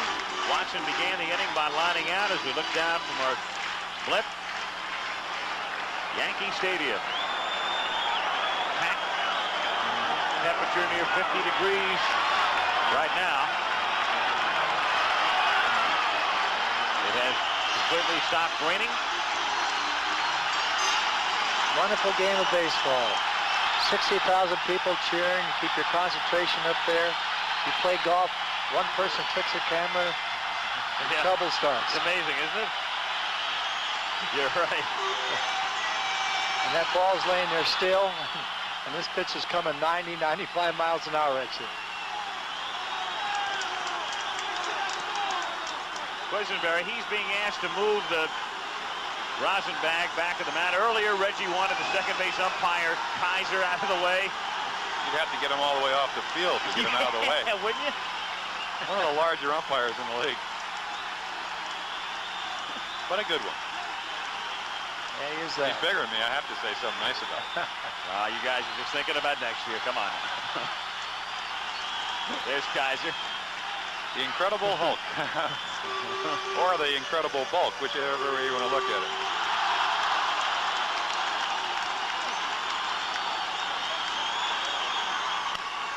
Gamble hits it foul on the count 0-1. Fred Stanley of the Yankees does a great imitation of him. He puts about 12, 15 towels under his shirt and walks around just like him, I swear. It's really something to see. Has Kaiser seen it? Yeah. Yeah, I think Stanley's down there on him now. 0-1 the count on Gamble. One out, Jackson at second. Bottom of the sixth inning. 1-0 Royals.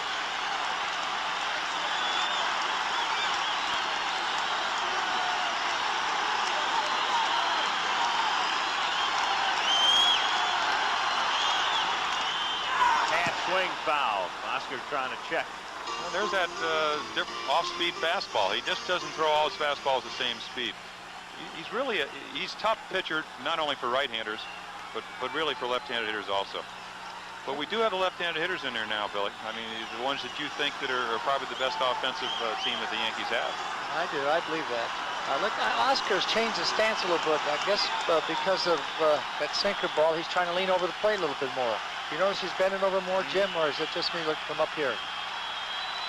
No, that's the kind of stance he used all year. He's probably more over the plate than any hitter in the American League.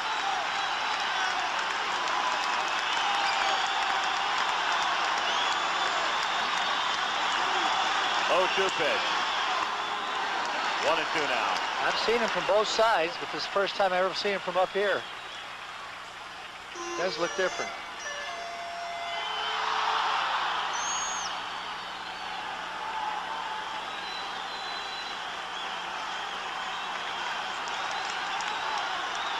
Quisenberry's 1-2 pitch. Grounded to the middle. Backhanded by White to at least save a run, but then he throws the ball away. Jackson coming home, and he scores as the ball winds up in the dugout.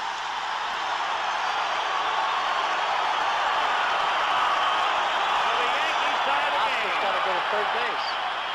Oscar Gamble's White.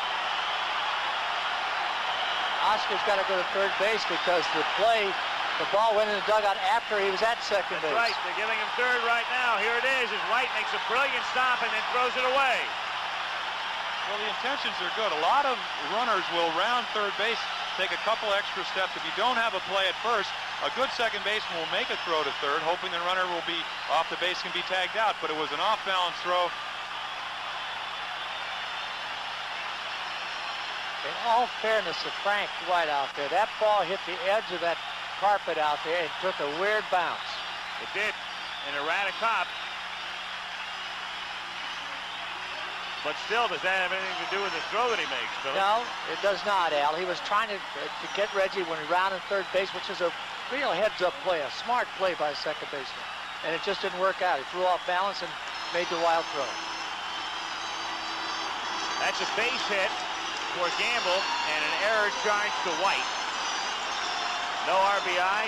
Jackson scoring. We're tied 1-1. Cerrone, the batter, runner at third. One away. 1-0. Take a shot here. The Royals infield with the shortstop Washington. There he is, second baseman Frank White. They're in an either way situation right now.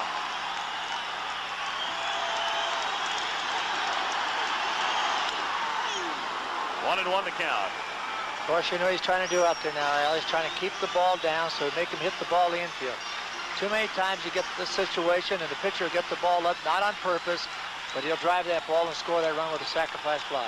What about playing your infield the way the Royals are right now, Billy? Well, I think that's smart. That's the right way to do it. Sometimes it depends on the runner. If the runner's a little slower, you can play him back a little deeper. Cerrone at the plate. 1 ball, 1 strike to count.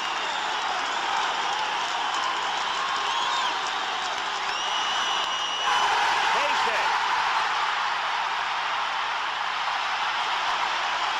The New York Yankees take a 2-1 lead.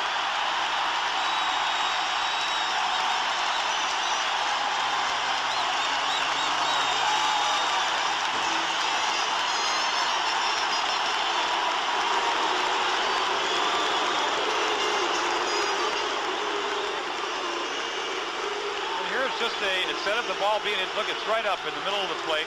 Cerrone drove in 85 runs. I don't think he would have had a chance to catch it if he was back either. Clutch hit. He's been doing it all year. Maybe you're right, Jim. 2-1 New York, bottom of the 6th. 1 out, Lou Piniella. Walked and grounded out. Piniella. White backhanding to first. Got him. Frank White. He's been everywhere. Great play. Just a sensational play. One of the best plays I think we've seen in this series. Here's the sinker. Lou just chops it. This is why White wins the Golden Glove most years. Lou doesn't run that well, but makes an excellent play. Greg Nettles, the reason for the reaction right now. Here he comes to bat for Rodriguez. So the man who was felled by hepatitis in July, it looked like he wouldn't be back this season at one point, and came back and played in regular season games last Saturday and Sunday. Last night inside the park home run in Kansas City. Coming up here in the bottom of the 6th inning. Well, you have first base open, Billy. Are you going to put him on? Well, I believe I would, Jim. I don't think I would. That hit one off me. This really points up what Jim Palmer talked about before. You bring in your top reliever now. Quisenberry's in there. They're trailing. What happens if it winds up 2-1 and Quiz goes 3 1/3? Won last night. Gale going tomorrow. If. We'll see. Well, just off the top of my hat, I'd get him out of there next inning while they're behind. You would? Yes. Don't you think it puts a lot of pressure on you then? What do you tell the writers after the game? Well, I shouldn't have brought him in the first time. Well, that's why you're honest. Well, no, really. What do you got the game? You're behind now. Cerrone at second, 2 down. 1-0 pitch. 1-1. Remember, outside of Quisenberry, that bullpen is shaky at best.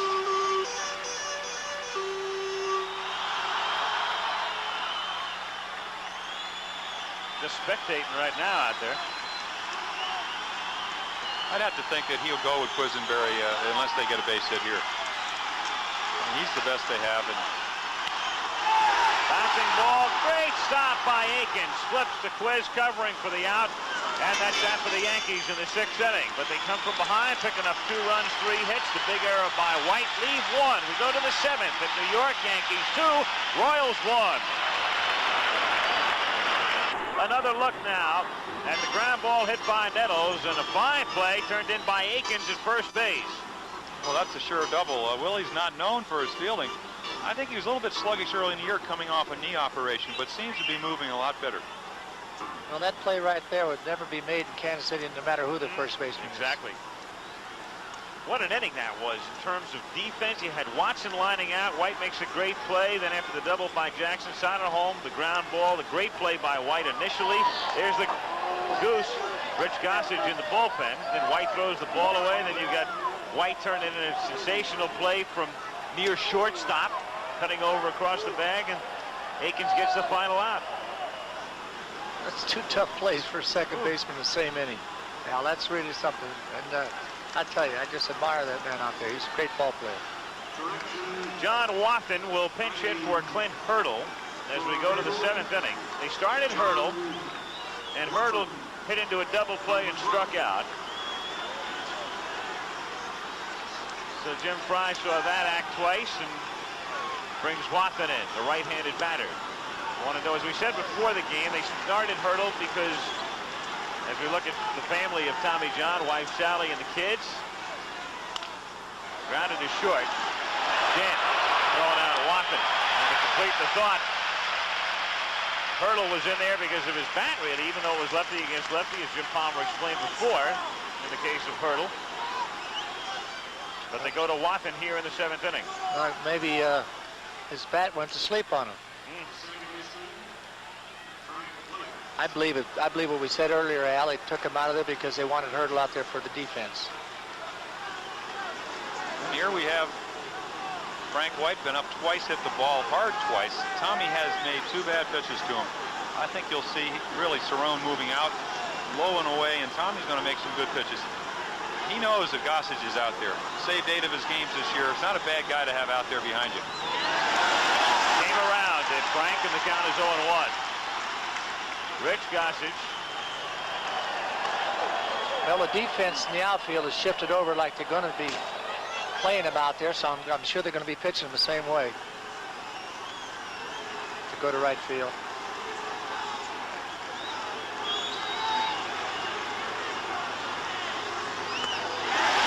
Same thing again. Frank got pulled twice, and it's 0-2. Oh, he went with the breaking ball twice. I think if from the center field camera, when you see Cerrone sit in the middle of the plate, it's probably going to be a breaking ball. Otherwise, he's going to either be inside or outside. 0-2 the count. Sitting in the middle. And bounced foul. 0-2 the count. You tuned in late. The Yankees and the Royals, we had a rain delay earlier of about 32 minutes duration. It was scoreless until the 5th inning. Frank White hit a home run to make it 1-0 Kansas City, but the Yankees came up with 2 in the bottom of the 6th inning. Reggie Jackson getting things started with a double. Rick Cerrone driving in the tie-breaking run with a single. 2-1, we're in the 7th inning as White fouls away another one. You know, Al, a lot of catchers will give away the pitchers. They'll move around back there, and if you watch them close enough, some will jump up on the fastball when they're getting out of their crouch, and some of them will come up slow. And usually when they come up slow, it's a breaking ball. So sometimes you can watch those catchers and they'll be telling you what's coming. Can the hitter watch the catchers, though? No, we do it on the bench sometimes. Use the whistle to let the hitter know that the fastball's coming. 1-2. Misses Frank White. Gladys? I think a hitter gets to watch the catcher just about once, Billy. That's when you throw the next one up and in. We don't like, pitchers and catchers don't like hitters turning around and seeing where the catcher's moving for location. That's for sure. When I was on second base, whenever I got down there, I used to give signs to the hitters by crossing over. When I cross over my legs, that means it was a breaking ball. When I walk straight off, it was a fastball.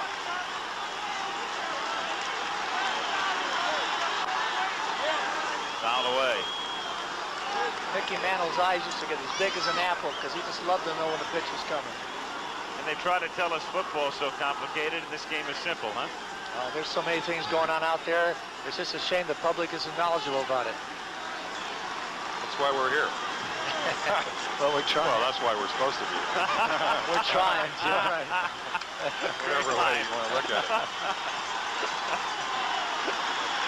There's a 1-2 pitch. Foul away. He's hanging in there.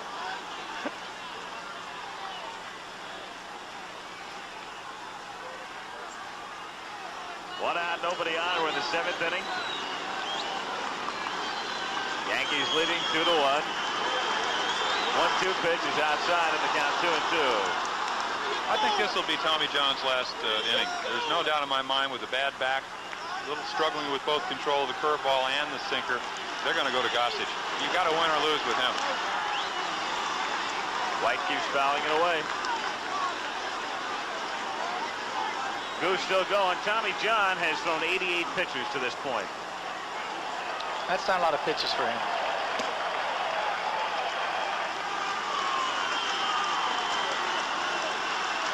Fergie Jenkins pitched one game for me through 72.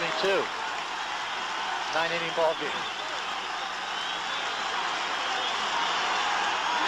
Struck him out. Very nice pitch. For the first time this evening, he got the ball down. And you'll just see he's been accused of cheating on occasion, and you'll see this ball just kind of go underneath his bat. Kind of sunk very nicely. I think Tommy John just gave a little, shoved his ball in his glove a little bit to the third base coach, making him feel like he's got something in there. Well, I was in the locker room, and he tore his sweater, and he said, "Oh, I got my razor blade out too early." 2 out, nobody on. Willie Wilson at the plate. 1-0 the count. I mean, he's been accusing of scuffing it, cutting it, biting it.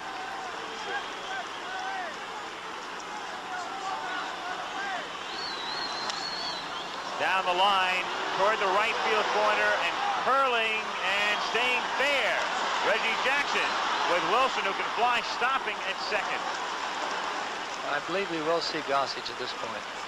Well, UL Washington coming up. He's a switch hitter. So if he makes the move, does Hauser, it won't be because of percentages. Not a ball that's actually driven, just a fly ball that ends up landing fair down the right field line. Dick Hauser's heading towards the mound. I think Wilson definitely has a triple on this ball, except with 2 outs, doesn't want to get thrown out at third base. Can score from second easily on a single. Dick Hauser. And you're right, Billy. Exactly what he's doing. He's going to the goose. So Rich Gossage coming into pitch here in the 7th inning with a tying run at second base. The numbers for Rich: 33 saves, 6 victories. So the big man coming out of the Yankee pen in relief of Tommy John. Yankees on top, 2-1 in the 7th inning. When you're the manager sitting on the other side over there, Al, this is a sight you don't like to see. No, and when you're coming up to bat, I don't imagine it's very pleasant either. No, you don't mind it so bad up there at the plate, but because you know he's going to be too hard to hit anyway. But as a manager, you're down 1 run. You're saying, why does this have to happen now? Why couldn't we be ahead 1 run? Then I wouldn't mind him coming in. Well, Fry went to Quisenberry, and the Yankees came up with a couple of runs in the bottom of the 6th inning. Now Hauser bringing in the goose.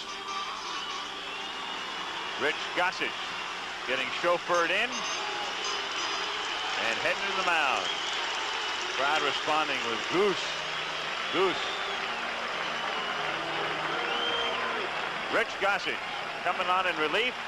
I had a chance to visit with the Yankee right-hander in Kansas City yesterday. And before we get to that, listen to the ovation for Tommy John, who responds in kind.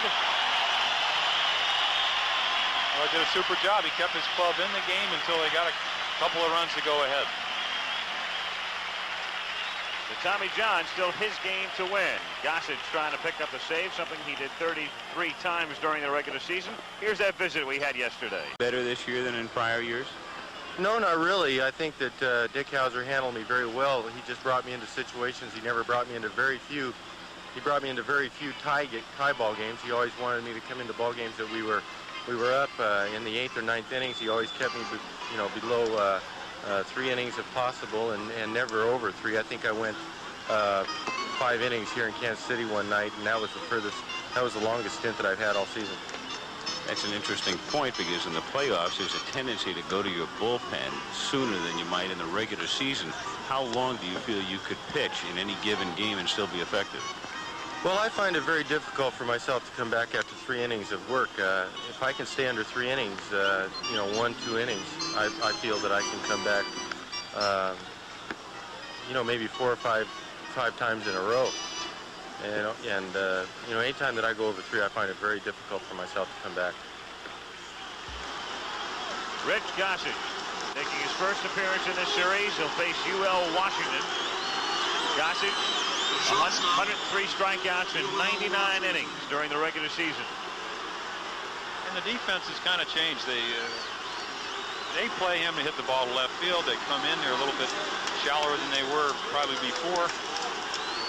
I think there's a tendency here, Billy. The most important thing is if he does happen to get a base hit, is the most important thing is to keep him off second base.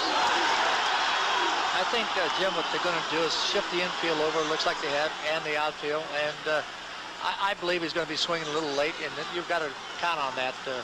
But this guy at second base, no matter where he hits the ball, if it's a base hit, it's going to be awful tough to be thrown out. Runner at second is Wilson. Goose is loose immediately. First pitch, 97 miles an hour. 1-1. Again, 97 miles an hour on that pitch. That's sudden. Well, we have a gun in Baltimore that's probably 3 or 4 miles slower, and he was throwing 96 in probably the most crucial game of the year. We had beaten them 4 straight times, and he came back in just a Tommy John game again, 4-3 win.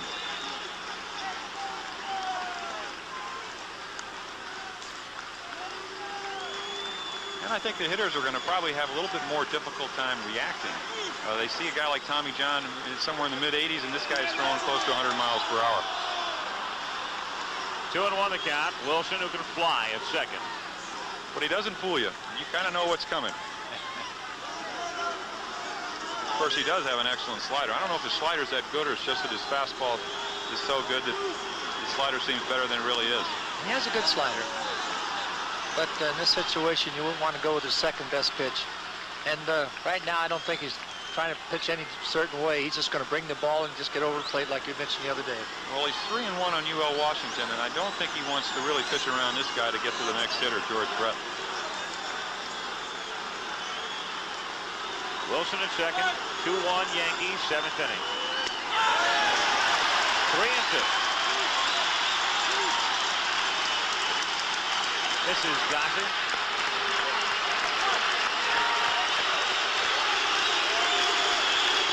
He seems a little bit interested. Good baseball player.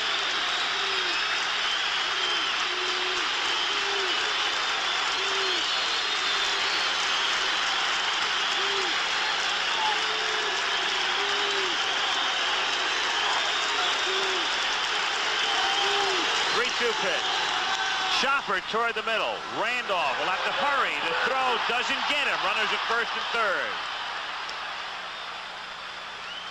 So UL Washington with good speed. And the 2 men up front and Brett, who's number 3, can all move and beat out hits of that sort. So runners at first and third, and now he has to face Brett. And again, it's just a 3-2. It just throws a strike. And this is where the team speed comes through for Kansas City. Willie gets rid of the ball as quick as he can, and UL Washington can really run. Another close play, though. Bill's had some tough ones down there, has he tonight? George Brett, hitless tonight. 2 for 10 in the playoffs, and both of those hits came in game 1. A double that Jackson played very tentatively, and then the home run to left center on Wednesday afternoon.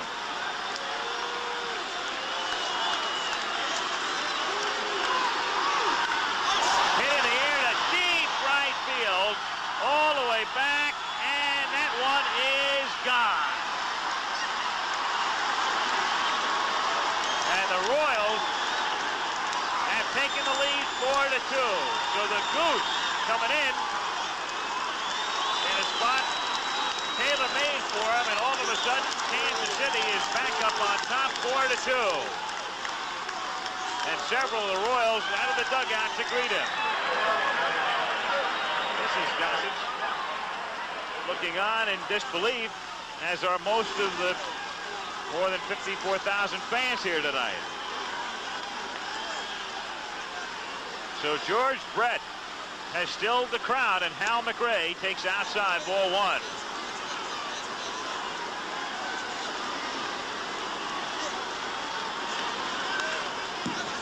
1-1 the count. See it again now. And here's the fastball in the middle of the plate. I doubt if he threw that ball 97 miles per hour. Whatever it was, George was sitting on it. I think it went in the third deck. It did. Towering drive. 98. Well, I said it wasn't 97. It was 98. It's probably why it went so far. Breaking pitch missing. The count 2-2. Cerrone thought he had him. There he is. Brett, second home run in this series, 6th home run he's hit in the playoffs lifetime. Remember, he had 3 here a couple of years ago in 1 game, and the Royals lost that game. Thurman Munson home run. 2 out, bases empty. Foul away. Incredible. Brett's hit 5 of those 6 home runs in Yankee Stadium. Well, you asked the question earlier, Al, what a layoff would do to a guy like Gossage. I don't think it's going to make him throw any less harder, but what it's going to do is straighten out his fastball. He might not have as much movement on it as he ordinarily would. Goose hasn't pitched since last Saturday. Saw it off the bat, and it's grounded to Nettles. Tough play for Gray. Can't make it. Scooped out by Watson to save perhaps the extra base, though. But McRae is on. I believe Greg slipped out there in that grass. It's still moist. Watch again now. He just comes in on a jam shot. He got the ball in on McRae, and I'm sure the wetness of the grass slowed the ball down, and McRae, as you said earlier, has pretty good speed. Another close play. I think Watson had to come off the ball, trying to keep the ball in front of him. That's a hit, and the 11th hit for Kansas City overall. Amos Otis is 0 for 3.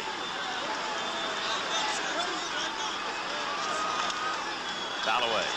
Upstairs. 0-1.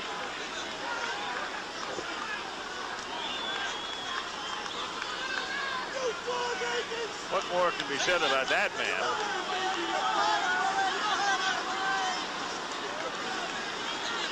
Wound up hitting .390 this year.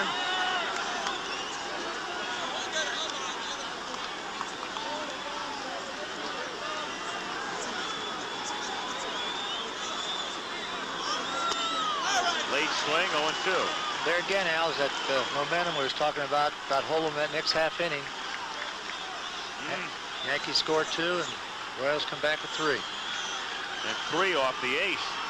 0-2 pitch. They send McRae. The pitch misses inside, and the throw down there nails him. Bucky Dent applies the tag. And the Royals are done here in the top of the 7th inning. But George Brett hits a 3-run homer off Gossage and through 6.5 in New York. Kansas City 4 and the Yankees 2. It looks like a small, handsome, leather-bound book, but open it up. It's the world's Stadium in New York. Al Michaels, Billy Martin. Go to the bottom of the 7th inning. Game number inning, just 1 victory to wrap it up. The Yankees, as they come to bat in the bottom of the 7th inning, down by a couple, with Bobby Brown, Willie Randolph, and Bucky Dent coming up. And they got the work cut out from them. Sure do, but they won the majority of their games coming down the stretch, coming from behind. All good ball clubs, I believe, are tough from that 7th inning on. We'll find out about the Yanks with Brown. 0 for 2. Grounded out. Flied out.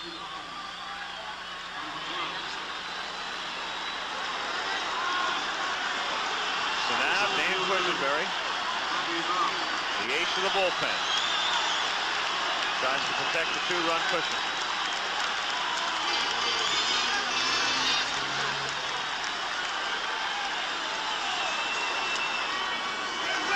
Got the point. 0-1.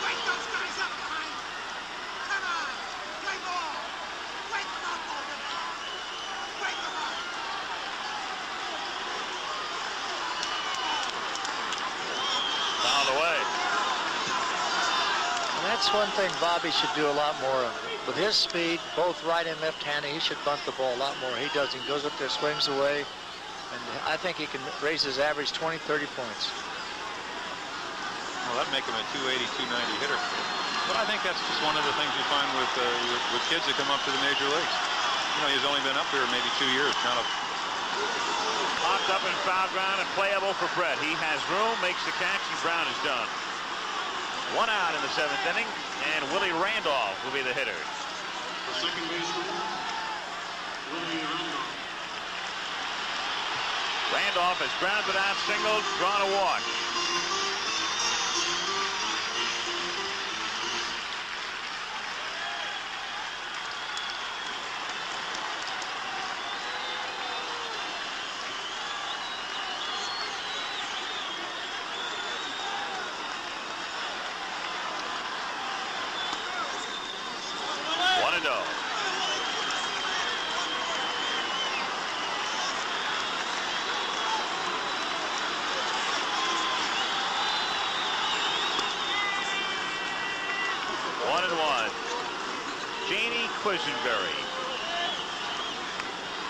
Watched her man come really out of nowhere. Nobody expected the type of year that Dan had.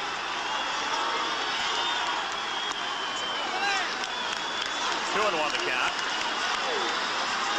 Kansas City Royals trying to end the enormous frustration. The divisional titles in 76, 77, 78, only to go down to New York. And now on the verge. 2-1 pitch is bounced to Brett at third. George takes care of that one for the out.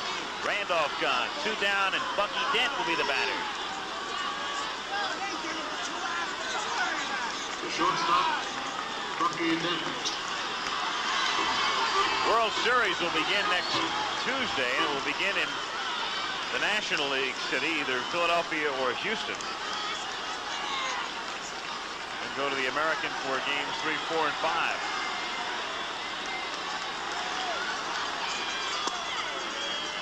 0-1 the count. I think right now the Yankees have to try to get a base runner. I mean, then you get a guy on, you got a possible tie ball game if somebody hits one.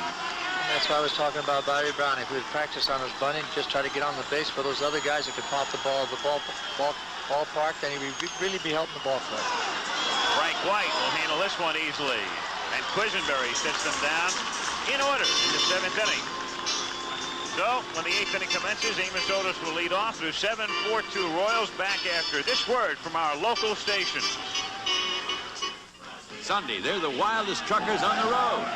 You must be out of your mind. And they're leading an army of cops on a cross-country chase. I hate truckers. Allie McGraw and Chris Christopherson in Love and on the Run. Convoy. Sunday.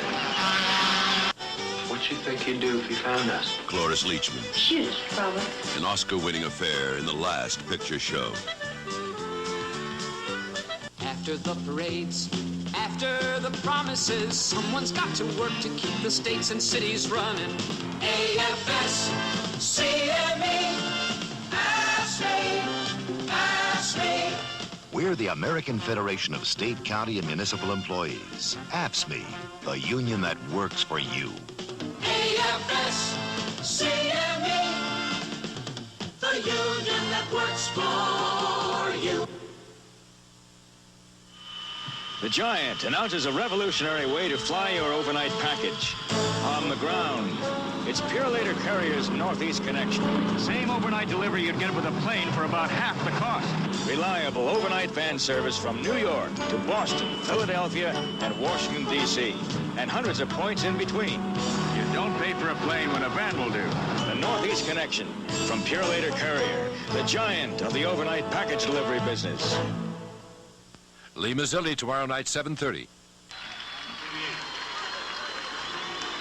From the Goodyear Blimp on Yankee Stadium, where it's relatively quiet right now. The Royals and George Brett providing the difference. A 3-run homer in the 7th inning, 4-2. Kansas City on top, and Gossage is gone. Tom Underwood on to work here in the 8th inning. Rather shocking. I don't understand it either. Well, he had some trouble down the stretch. It seemed like when they went to Cleveland, he struggled. Tommy John hurt his back.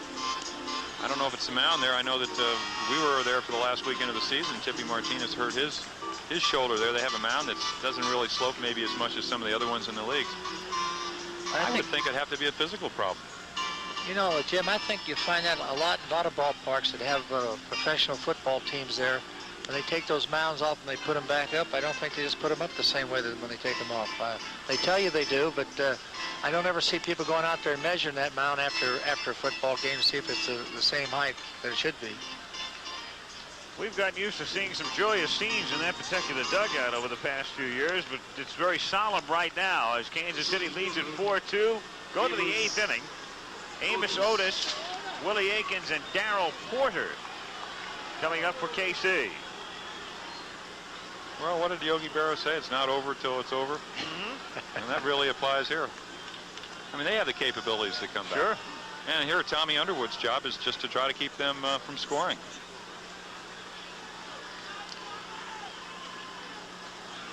Amos Otis, 0 for 3 tonight. 1-0 the count.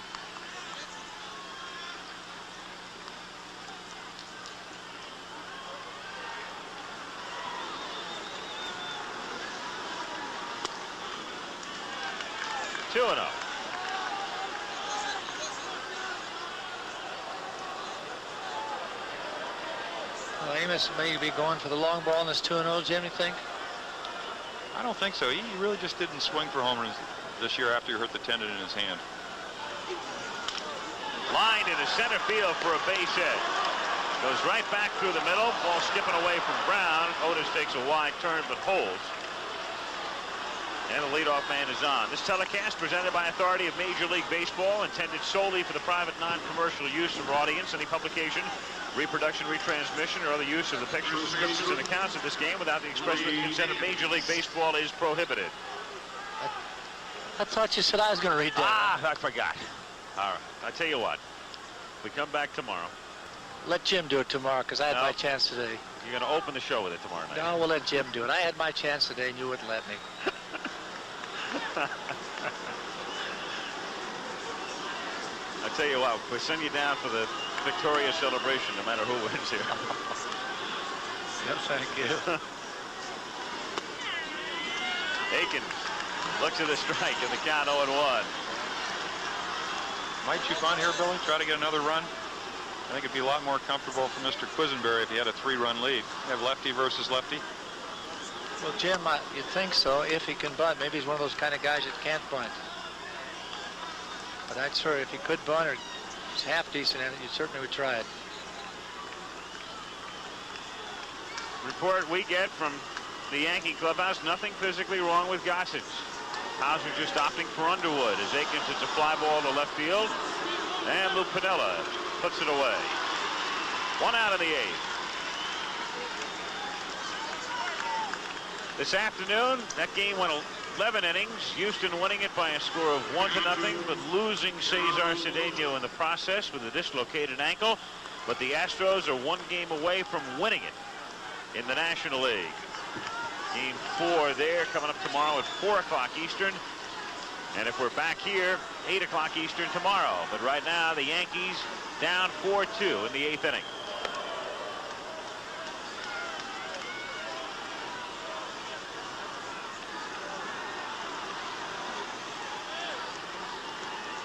First pitch to Porter. Ball 1.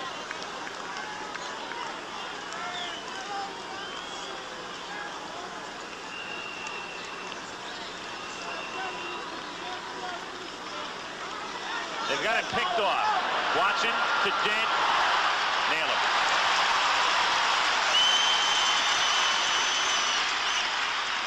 One, 3-6.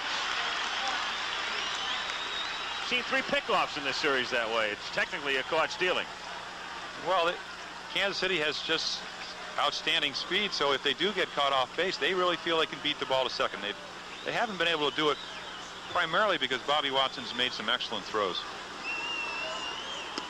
Again, we saw something out there, Jim, where maybe we should teach a little bit more, where if you are picked off like that, run more in the outside or the inside part of the baseline there, and maybe they will stop that throw.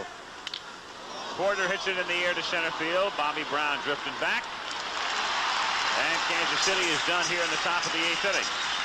No runs and a hit. And nobody left on. Watson, Jackson, and Gamble coming up. Bottom of the 8th inning.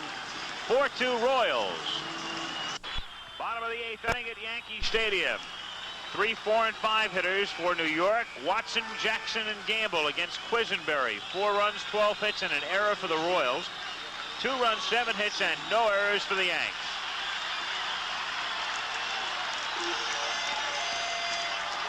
Kansas City with Quisenberry and Porter. The infield, Akins, White, UL Washington, and George Brett. The outfield, Wilson, Otis. They've got John Watson in right field. Of course, Hurdle started the game. Watson remained in. Dick Hauser in the Yankee dugout is Watson.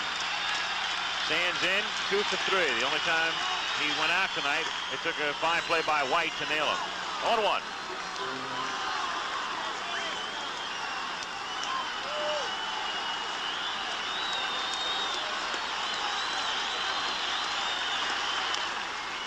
Oh, 2.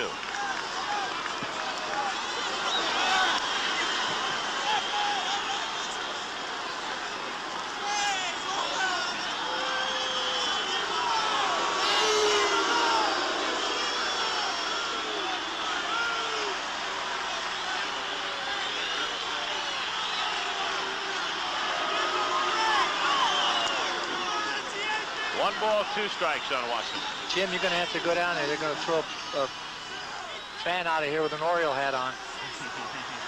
It's impossible.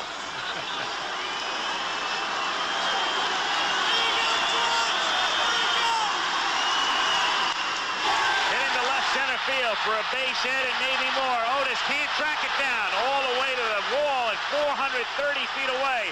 Watson rounding second, on his way to third. The throw is high, backed up by Quisenberry. It's a triple.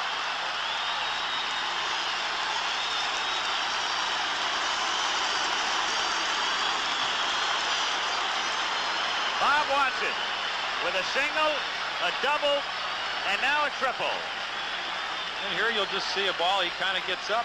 Well, it's, I guess, down and in. A fairly good pitch. We talked about Death Valley. That's exactly where he hit it. Can't get to it. Questionable play right here. I think maybe a good relay is going to make it awfully close, but he throws it high, and the pitcher's exactly where he's supposed to be, backing up the play. Well, with 2 runs down, I don't think I want him to be stretching out triple. Triple doesn't mean anything at this point. Kansas City infield, of course, can afford to play back with Jackson at the plate. 2-run Royals lead. Watson at third. Nobody out. 0-1. The only Yankee run off Quisenberry this season was a home run by Reggie Jackson prior to the couple he gave up in the 6th inning here tonight. Well, he wants to obviously stay away from the home run, but he doesn't want to walk Reggie and put the winning run at home plate. McCoy taking that one. Home plate umpire, and the count is 0-2.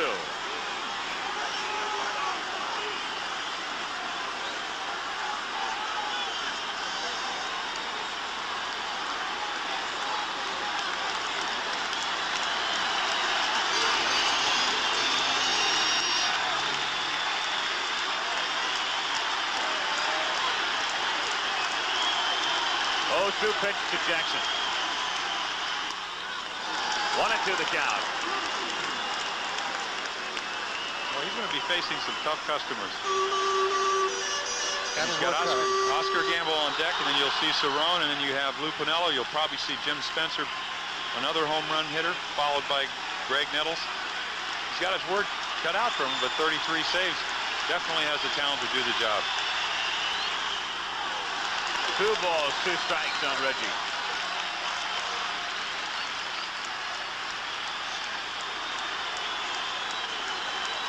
Watson at third.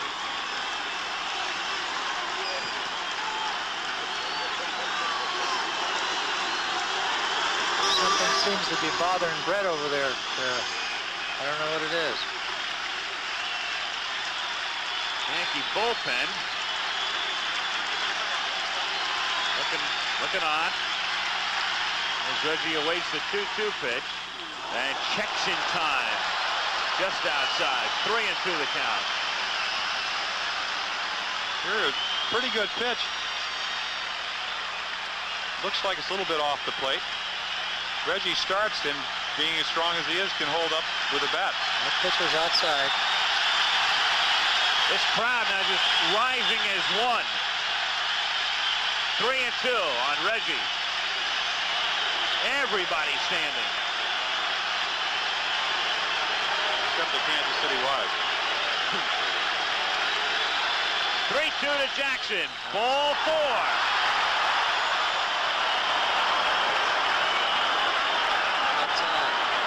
Not a very good thing to do, Al.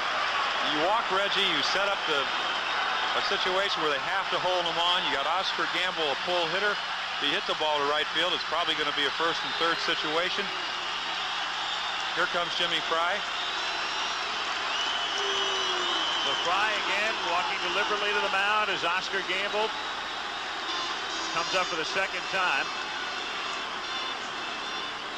In the Kansas City bullpen.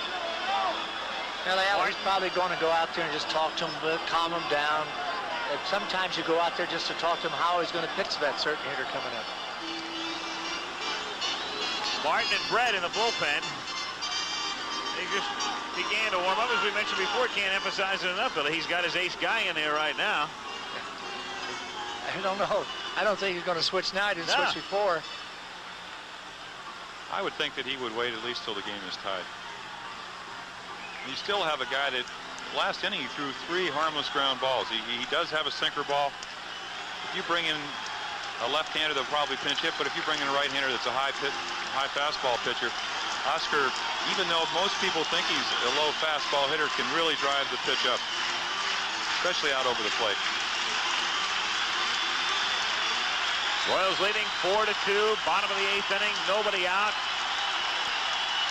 Watson at third and Jackson at first. Kansas City infield looking for the double play.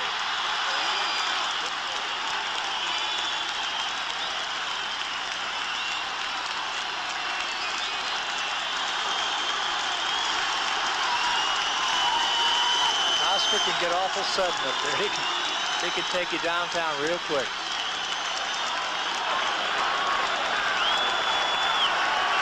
Outfield deep, playing in the cold. 1-0.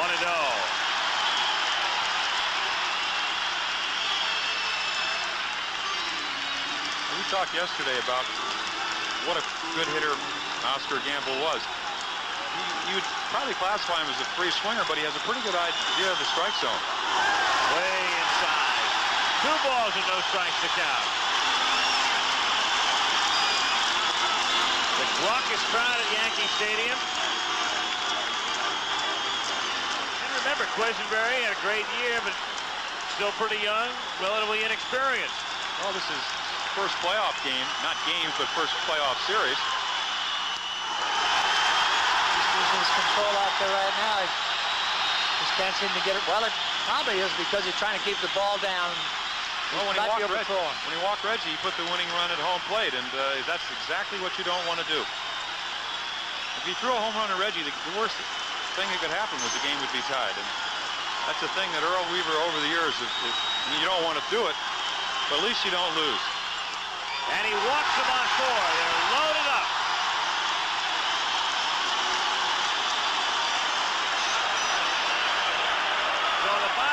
The Yankees have the bases loaded and nobody out, and Rick Cerrone, the batter. Rick has had good luck against him. He's hit him hard 3 times now.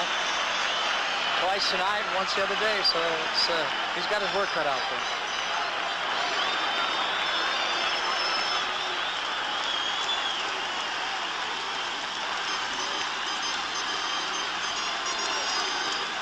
Cerrone drove in what was then the go-ahead run in the 6th inning.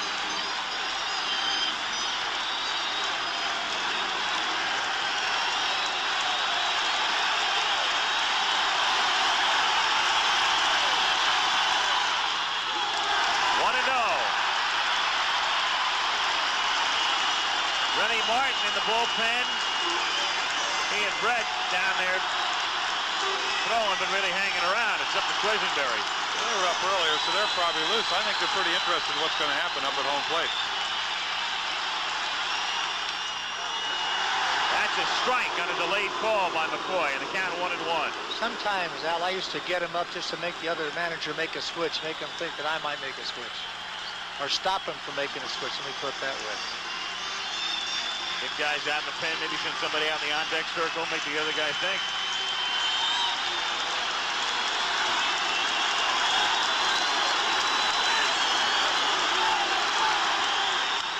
Line drive caught by Washington, goes to second. They get a double play as Reggie gets doubled off at second base, and the other runners get back. Well, that's not very good base running, is it? No. No, that's what you tell your coaches all the time. Tell the runners, don't get doubled off on a line drive. You're 2 runs down. If the ball goes through, he can't score anyway. The ball's hit too hard, so you just have to stay there, and he just got doubled off. It's a play that happens to a base runner when they're over anxious and they're just trying real hard. And Reggie Jackson gets caught off second, caught by a mile, too. 2 down, runners at first and third. And the Yankees going to the bench for Spencer.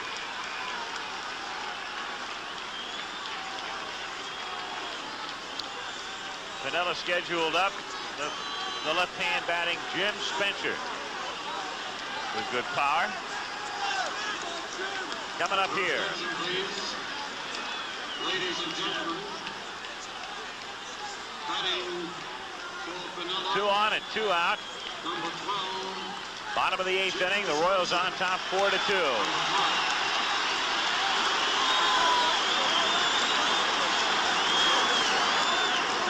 Jim, and I'd say he's got a lot of things on his mind. Baby girl, Jamie, born prematurely. Operation recently, wife Fran. And tough period for them, and obviously we're all extending our best. Definitely. Fran's a very good friend of mine, and we're all rooting for you. Back in Baltimore. Right. Well, Lithicum. Well, this guy's hit a lot of clutch home runs for him, Buzz. Low fastball pull hitter. Very capable of reaching the right field seats.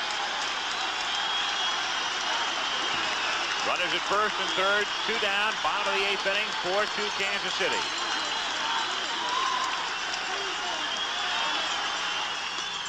One and 0 the count.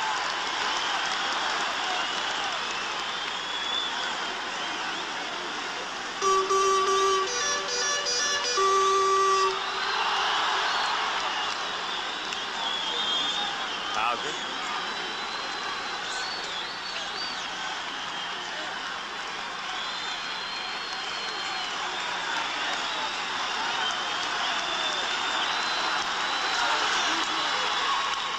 Bouncing ball to White. And Quisenberry works out of a bases loaded, no out jam.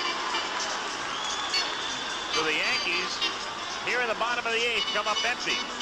Leadoff triple by Watson, couple of walks, but then the double play, and they take care of Spencer as Reggie Jackson returns to right field. The man doubled off, a bit over anxious at second base. So at the end of 8, Kansas City leading the Yankees by a score of 4-2. And the difference in the game, a 3-run homer by George Brett in the 7th inning to put the Royals out in front. I spoke with George in Kansas City before the start of the playoffs. If you were to take a look at one thing in this series, the key offensively, would it be speed? Would it be the fact that the Royals might have to hit a couple of home runs against the Yankees? Anything offensively that you see as perhaps providing the difference? Well, I think home runs play a big part in the Yankee series that we've played against each other in 76, 77, and 78. We're not a home run hitting team, although every once in a while we can hit a few balls out of the ballpark. I think if we can hit some home runs off Guidry, off John, I think it's definitely going to work to our advantage. It's a little easier to score runs when you hit home runs than you do the way we used to do it, and that's just get 3 or 4 base hits in a row because the odds are against you. but we're a good ball club, and I think we're capable of hitting the long ball. We're very capable of stealing bases.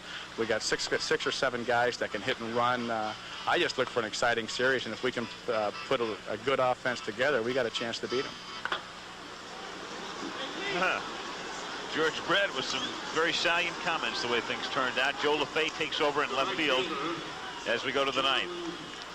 It's like calling his own shot, isn't it? Yeah. Knees.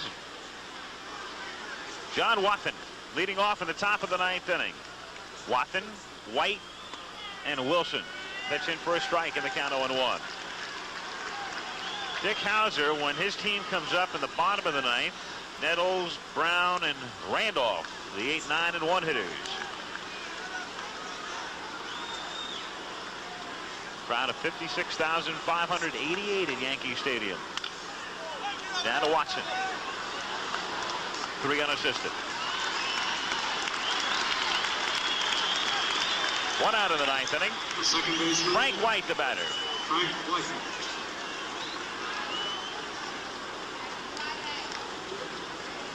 Well, the Kansas City Royals hoping it turns out to be a one-day trip to New York.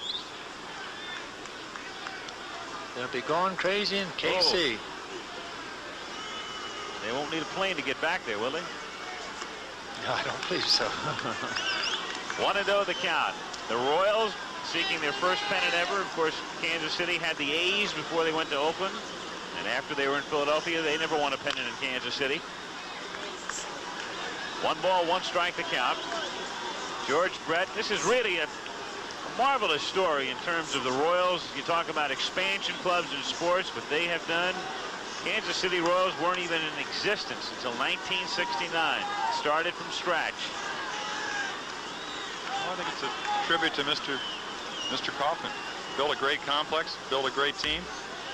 Bunted. Nettles picking it up and throwing and getting him. On a close play at first base. Frank White doesn't agree with that call, and Jim Fry is going to come out to have a few words with Bill Haller. So 2 down. Kansas City Wives.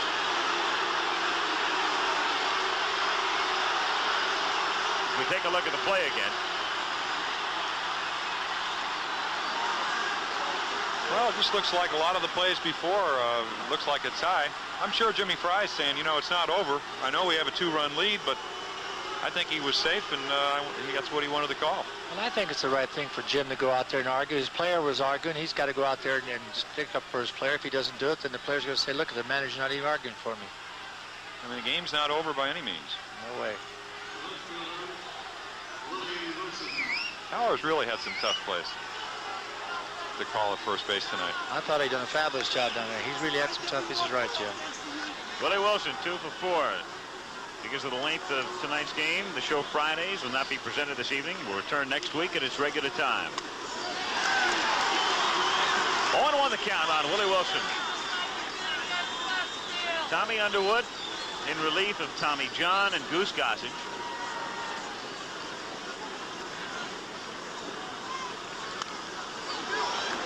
Kansas City, Kaufman's owning the team, and Joe Burke has done a great job in that front office. John Sherholz, PR man Dean Vogelar, one of the very, very best.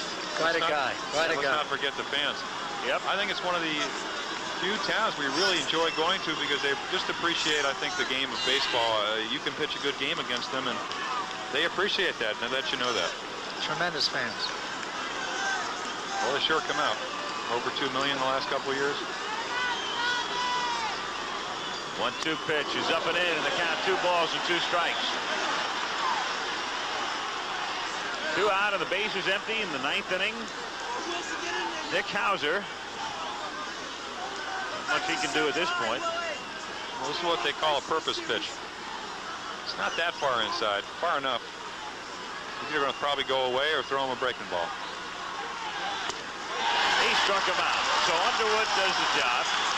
Keeps the Royals close. They go out in order. We've got Nettles, Brown, and Randolph coming up bottom of the 9th. It's 4-2 Kansas City. Back after this message into work for our local station.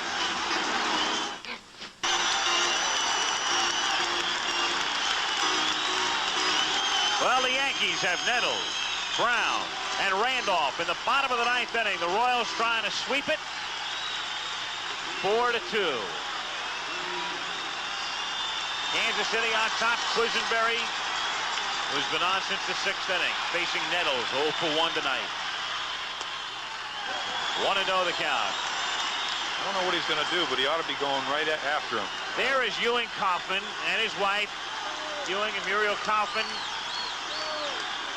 the Royals owners, looking on in eager anticipation, and the count 2-0 on Nettles.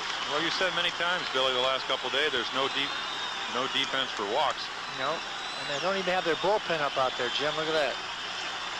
Kansas City went into first place on the 23rd of May. Never looked back. That's a strike, and the count 2-1 on Nettles. Have him take here, Billy? Try to get on? Well, not 2-1, Jim. I wouldn't know. High fly ball to center field. Amos Otis in underneath it. 1 out. 1 away in the 9th inning. Bobby Brown, the batter. Alan Roth, who's done such a fabulous job for us statistically this year, reminded me of the Royals finishing strong this season after a little swale period in September. They won 5 in a row and 8 of their last 9. Surge continuing in the championship series.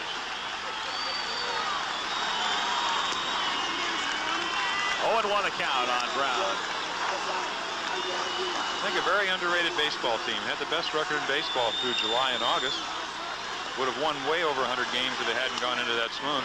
High fly ball to left field. Willie Wilson right there. 2 down. So the Yankees down to their last out. Willie Randolph, the batter.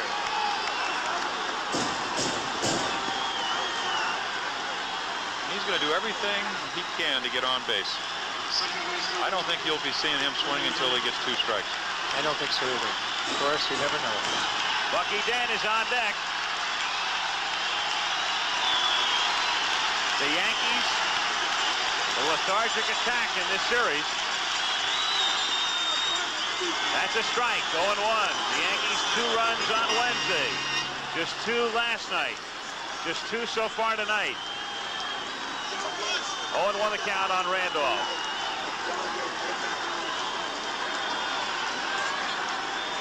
I don't think Willie liked that call at all. Those balls running in on the right-handers, and the pitch right before Cerrone lined out last inning for that double play was questionable.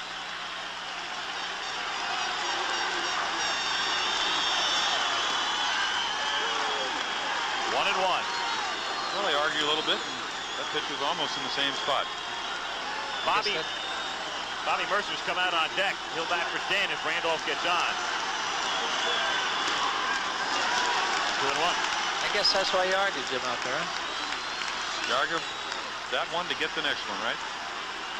Well, Willie had 119 walks in it. Right now, his job is to get on first for a guy like Bobby Mercer. Maybe he'll pop one. 2-1 pitch. Bounced foul, and the count 2-2. So the Royals are a strike away. 2 out, bases empty. Randolph taking a walk back of the plate. Jimmy Fry taking a walk up and down the dugout. Ooh.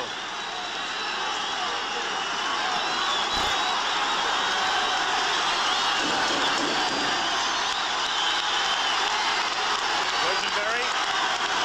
Crowd trying to get the Yankees stirred up. 2-2 on Randolph. Full count, 3-2.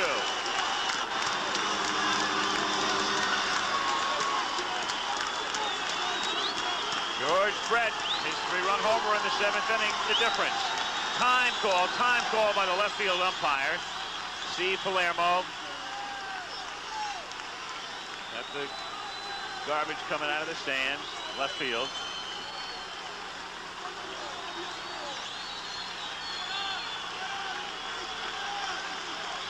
Three and 2 the count.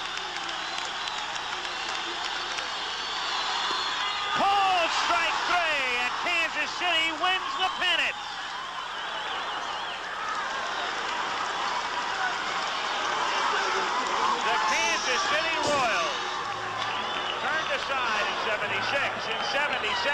78, coming into New York and sweeping the American League Championship Series. Greg Nettles, a reflection of the Yankee mood. Quisenberry, Cerrone, the Royals bullpen. And back they go into the clubhouse. Bob Uecker is down there. The Kansas City Royals have swept it. Led by Brett and Wilson and Quisenberry and White, who had a sensational series. And let's go to